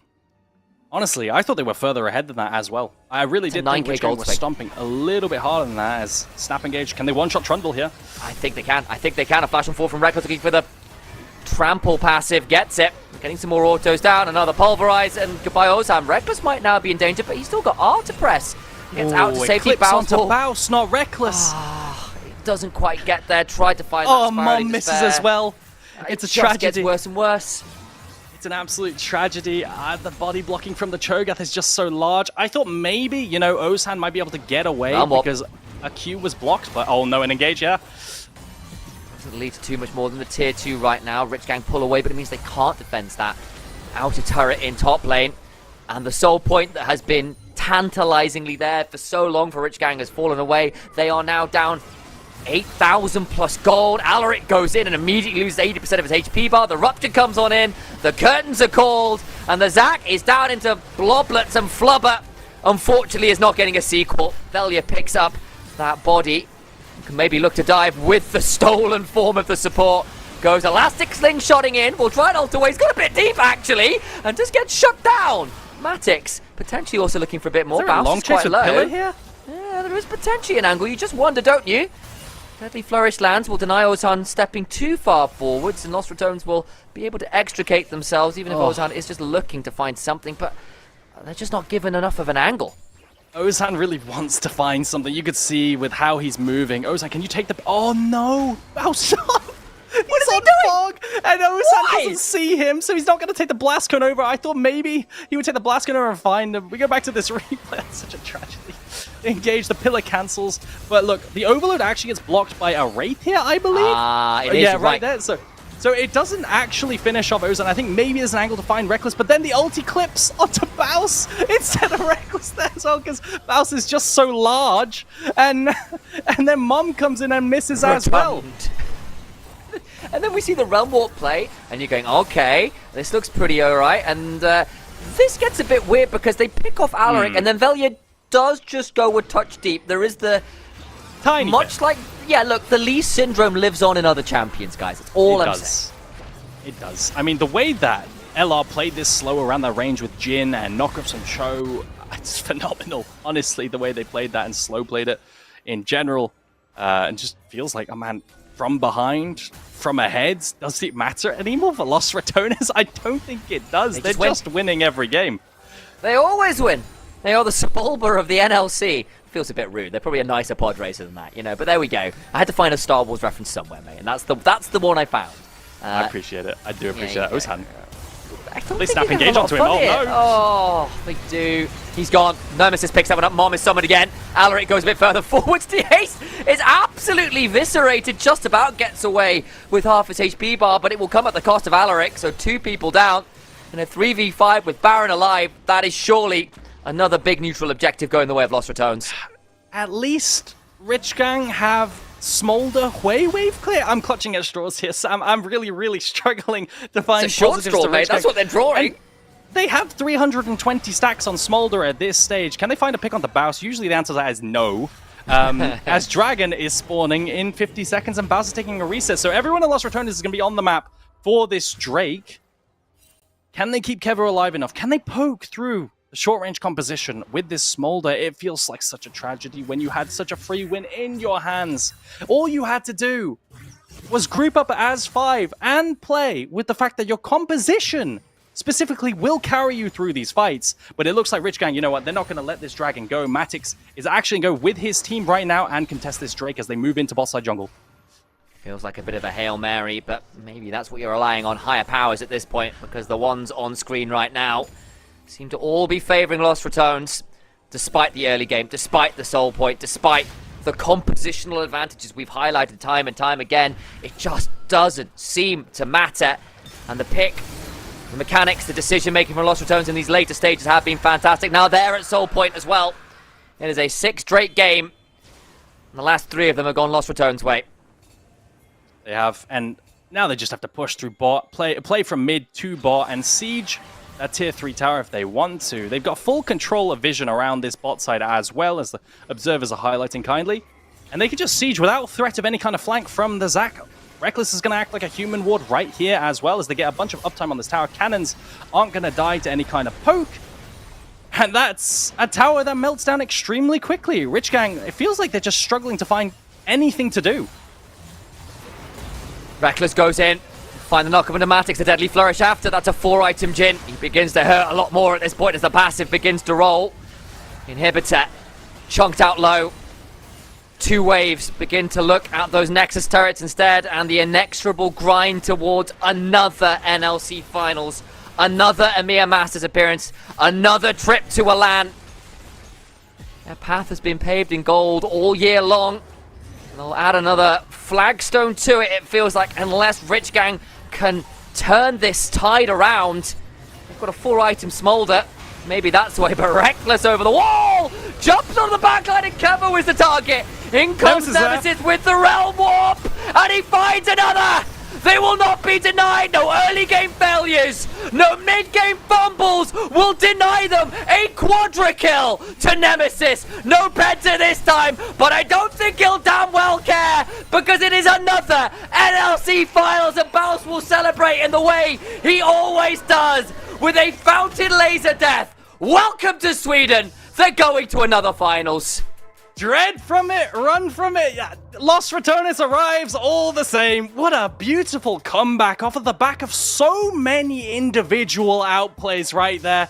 Just a great comeback from ahead in game 1-2, from behind in game 3. When you think it's complete despair, it doesn't matter. They're staring down 2-2-5 on Smolder. They're down 2 dragons. They think, you know what, maybe the scaling isn't there. Maybe the mismatch in compositions is just going to be too much. It doesn't matter. They find the picks, they punish the mistakes, and they grab the win all the same. Well, look, Lost Returns, they are inexorable. They're inevitable. It feels like whatever you do, they still keep going. They are going to be going to another EMEA Masters. They have got themselves towards finals. They have been doing everything right this year. Can anything stop this team? And hell, Reckless once again, he's in Sweden! Desk, take it from here. Welcome, LR, into Sweden. They are the first team qualifying for the finals. In Stockholm, we talked about it, so get your tickets for Leagues Disrupt, but I think it's a good game as well. It was a good attempt. Alaric provided that Zac. We gotta respect this Zac coming in through on the bot lane, but it's still not enough. But what was the history behind this game, and how we can we present this? I feel like Aragon set it up really nicely, right? It started with Rich Gang getting ahead in the early game, which we didn't necessarily kind of expect. However, then LR pulled this. A 4-man mid lane. Not even level 6s had gone through yet. Nemesis had just dinked. And he just took 3 of his teammates to dunk onto Dehaze. I think Dehaze ended the game 1-8. Like, I think Velia pressed more buttons on Hui than D-Haste the whole game. Straight up. That's mean, but it's a reality as well. I think Nemesis was shining on that rise as well. We don't often get to see it because of the center and stuff like that, but this rise was on the different level. It was, capped things off as well with that little quadra kill, technically stolen Penta, but, we won't talk about it. Nemesis, really, really solid game on that rise, and I feel like that was always going to be, the make or break of this, like, sort of early into mid, and potentially, like, specifically around the mid skirmishes. They really needed Nemesis to be online, they needed him to be present, and he was, right? Thankfully, he was around. I think the bot skirmish is the one that really sticks out in my mind, where there's a play going on, it's 2v2, Rich Gang are winning it, but he looks at it, you can see him on the minimap, he's already moving, and he's going to be able to make it there faster than the Haste is because he's got the Realm Warp. Shows up a couple of seconds before the Haste can get here, and he's able to clean up. And just things like this, being able to stabilize the map, so important in situations where Rich Gang, kind of need something like this to go their way so that they can continue the snowball of stacking dragons, and Nemesis was a key part of shutting that down. I agree. The presence that he brings in game with whatever champion he does, like, it's ridiculous. I know we always talk about everyone, but the way he looks into the macro of this team, maybe is the key and the glue keeping them together when they go into the mid game on a deficit. That kind of happened, Trouble. It was kind of there. It was kind of there, but there's three things sure in life. Death, taxes, and LR finding and crawling their way back into a game through pure team fighting power. Thank you so much, production, for queuing this one up. This was the fight that changed the whole game, right? LR have full control of the river, and RG are just trying to find a way to walk in to contest the dragon. Matix is the first one to get caught, has to pop his ultimate early on, and just look how scattered the team is. Aragon said it in the cast as well. They needed to be grouped as 5 to help the smolder come through. Now, it wasn't quite the case. If Velia gets one reset, then another one's gonna come through. This one's a little bit delayed because they need to wait for the Zag passive to go through as well. But once it does, he grabs that one as well, and this is where it goes really, really south, right?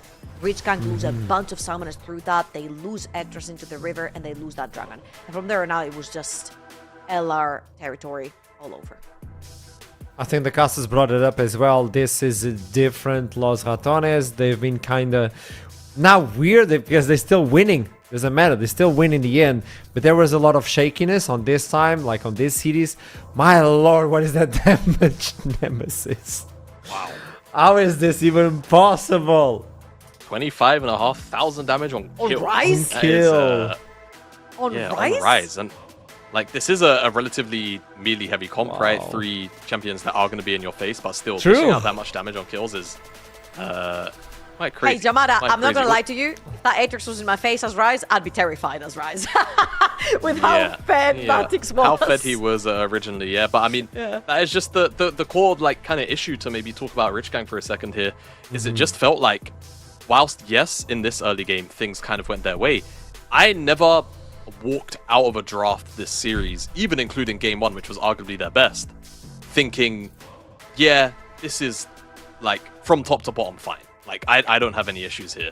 And I think that is one thing that, moving forward into their next series, it's something that they're going to have to address. And I really look towards, not Kevo's champion pool as an issue, but in terms of priority, I think trying to just get this guy more agency will work. Like, there's no reason for it not to, and I feel like he was kind of left out to dry for a lot of this series. And I hope that isn't the case when they play their 3rd place finisher, hopefully looking to requal into Stockholm tomorrow. That's it. That's tomorrow. They're going to be playing Verdant, who took out Nord, which is not an easy team. They've won before on the best of 3. Can they do it on the best of 5 on the revamped Verdant? Because I think they're a little bit different. But that is going to be towards tomorrow. Don't worry. We'll talk about that as we go further into the show. We're still waiting for the interview. But right now, do you know who's the MVP of the series?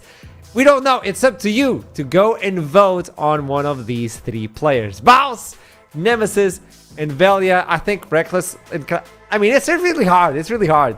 But Nemesis on this last game, man, illegal Rise. Yeah, all 3 deserved it, absolutely. I feel like, if anything, Velia was just a little better than all those on my screen. At least for today. I think he was really, really present in this series. And I'm actually really happy to see Velia really step up in this particular team. I know there's like a lot of talk here and there about like him not being able to completely voice his arguments. And again, when everything is on display, when arguments happen and there's like team talks and all that, it's kind of very difficult, right, to side with people. But I feel like Velia has truly found his voice and he's truly found his playstyle in the show today. All the objectives he's able to guarantee towards his team without people even realizing. You see a lot of people going for Baus or Nemesis and trying to get some ganks. He's always on the objectives. There's always some idea behind what Velia is bringing, and if one lane is falling behind, he's gonna get objectives. And stacking dragons nowadays brings so much into the team. Like, I don't think it's only about the solo kills. I think you getting those early objectives provides way too much towards the team. Where do you stand on this? Yeah, I mean, objectives are very important, obviously. I think it goes without saying, but especially as things are right now, dragons tend to be a very big dictator of what's going on in the game. We saw that in that game 3, right? When LR were admittedly under a bit of pressure when they didn't have those first 3 dragons. Here is that bracket for confirmation of LR being in finals and our upper bracket, or our lower bracket rather, finals. Last chance to make it to Sweden. One final game, Verdant versus Rich Gang. Okay, That's tomorrow. we just saw them play today. Trouble. What is it gonna happen? Is it a 3-0 Rich Gang? Is that gonna think, sorta? Okay. Okay. I'm not gonna take their last 2 series because it's gonna be very unfair. Rich Gang playing LR and obviously Verdant playing Nord. It was a stomp for different sides of the coin, right? I'm gonna take the Verdant versus Rich Gang series. I will say I didn't necessarily see Verdant in this series, and Rich Gang ended up running them over. Now saying this, it was a 2-1. It wasn't necessarily a stomp, and this is a best of 5. Do I think that Rich Gang can withstand a best of 5 with the type of drafts that I've seen today? I don't think so. I'm on the Verdant hype train, but we'll just have to wait and see for tomorrow. But right now, I know what you're all waiting for. This is it, the interview with the one and only, the Messi of League, Bounce! Welcome back to the show. How are you doing? Congratulations getting to another final. You must be used to this by now, no? Yes, hello, thank you very much. No, I mean, it's happy to be the winner again. You know, just happy to be here. Tell me something. It looks like the rats are not different, but more coordinated during the early game. We always talk about the early game issues, and it looked like you guys were so clean today. How are you feeling about this early game Los Ratones? I mean, I think when enemy top laner isn't like 7-0 at 10 minutes, things get a lot easier. So I made sure to help out the team a little bit this series. Now, you were solid, boss. You were really solid. I noticed something, by the way. You were playing the Volibear with that skin that you really love, and you didn't hit the first demolish on the turret because I heard you say, I always lose the first plate if I use the demolish here. Did that hear a bell and you decided to not hit the first demolish, or was there something behind it? Yeah, I mean, I went for the if you to get into it, right? I got full prio early game level 1, and then I crashed hard. I crashed the second wave very hard, and then I went for the proxy on the third wave for a Shido recall on 400 gold. In my experience, what I noticed is if you go for the demolish proc when you crash second wave, you will deal 500 damage with your demolish, and then the rest of the minions are gonna do like 300 damage, and then your opponent has the chance when you proxy to make you lose a plate. So that's why I didn't go for the demolish proc, because usually when you do it, you end up losing the plate, because you can't actually take the whole plating in the first proc. Does that make sense? See, chat? He's a Messi for a reason. Tell me something. The presence of Nemesis in game, we always talk about it, not only on the shot calling, but what he provides. This Rise game, what can you say in terms of communication? Because we couldn't really hear, but he was everywhere doing so much damage. What do you think Nemesis brings overall in terms of macro? This game, he was playing extremely aggressive, and we tried to calm him down a little bit, and he was like, I want to ulti behind them, I want to ulti into them. Yo, let me kill them. We had to like kind of calm him down, but you know, maybe if we let him go there, he would just go and kill everybody, you know. what does Nemesis bring as a player? He's great. Yeah. He's very knowledgeable. He's a mechanical god, and he's a macro genius. Big. Now going for you, Baus. Going for you, if possible. There's a lot of buffs coming back into the League of Legends. I don't know if you saw it. Cyan, obviously. AP Irelia. What do you think this means? Are they finally stopping the ChatGPT of buffs and nerfs? Is it back, the Irelia AP? Yeah, I'm very skeptical about the AP Aurelia buffs because that's already considered one of the best picks in the game. So them buffing that can be a little bit sketchy, you know, might actually take over the entire Rift. So we're gonna have to keep an eye out for if that's just gonna break the game or not. No, but yeah, Riot Games recently have done some silly changes. They buff random stuff, you know, and I kind of like it. I'm a guy who I kind of like when things can be a little bit weird, and not everything is so balanced all the time. So, Riot recent changes, I'm down for it, you know. A little bit of chaos. Hey, we got Trouble in as well. She wanted to make a question for you. I have one more, but do tell me no, Trouble. You first. Yeah, Faust, congrats on another finals, of course.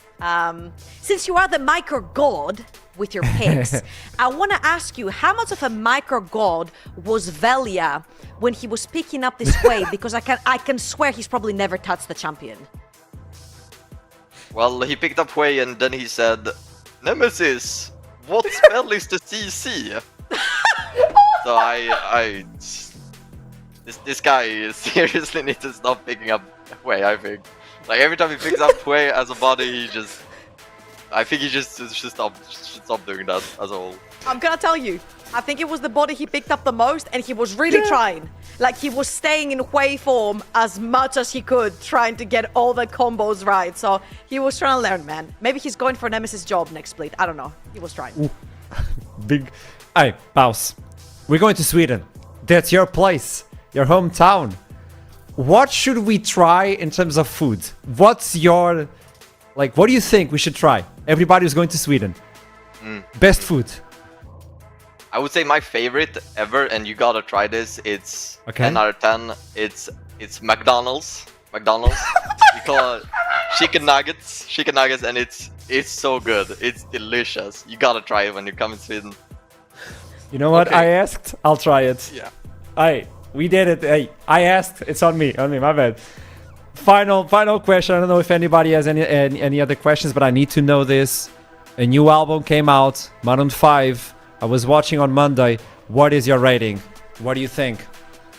Ooh, the Maroon 5 new album. Yeah. The one that features Lil Wayne and the one that features Lisa. Yeah, it's an amazing album.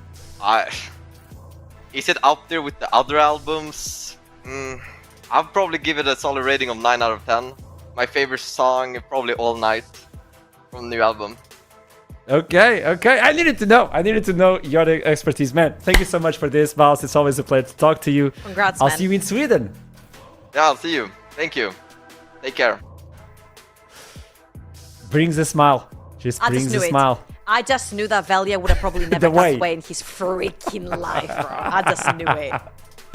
You know, he was reading the wiki as they were playing. Like, okay, bro, if I press Q he and E, was staying in Hui form as much as he could. Like, what's the damn game? He was playing the champ, right? He was trying his hardest.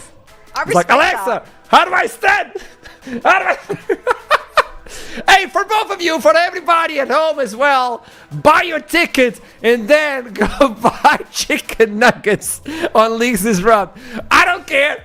You do you, but you have to follow what the boss has said. It's an opportunity to watch the rats live, and they could get the golden rat. That means all year long winning everything, and they need to get another split, summer split in Sweden, Stockholm. K-pop, there's rock, there's DJ, there's Trouble, there's Jamada, there's chicken nuggets, duckling making pancakes. What else do you want? What else? This banger McDonald's too, apparently. Allegedly. I'm actually going to try. You know, I trust him that much. And you know I don't eat fast food, but I'm gonna trust Baus. I might have like a tummy ache. I don't know. What's your final word for today? What's your final word? All right. My final Yes. word Yes. is bullet train. Next stop, Stockholm. I'm pretty sure we have that. There you go. Ah! You remember that QR code from 2 minutes ago? Scan that to see these guys live in Sweden. Next week, be there. That's some good. That's some good. I haven't Photoshop. got anything to. I haven't got anything to add about the graphic. I love it's this just, movie. What is? Just solid, 10 out of 10. I think Cadriel is my favorite. Yeah, True. I love how they gave him. The hair is fantastic. I can't even. Yeah, just really solid. Just really solid there. There's nothing that should be changed in this image. Next stop, Stockholm. Okay, Jimada, what's your final word? Wow. Man, LR looks scary. That's all I can say. If this is the new standard of early game, you know, against the top 3 team where they can just close out and look relatively clean more games boy. than not, Yeah. it looks hot. It looks really, really tough. Well, but we still have another match, and that is tomorrow. Keep that in mind. Rich Gang versus Verden. We're going to find out what's the next team that will be joining the Rats at the end of Summer Split. With that in mind, we love you very much. I'll see you tomorrow. And chat, tonight, we're still the moon. Shut up, Disrupt.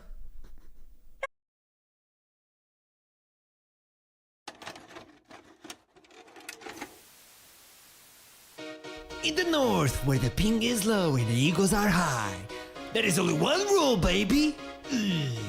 Shut up, Disrupt. Shut up, Disrupt. Shut up, Disrupt. Shut up, Disrupt. Ooh. Ha ha ha.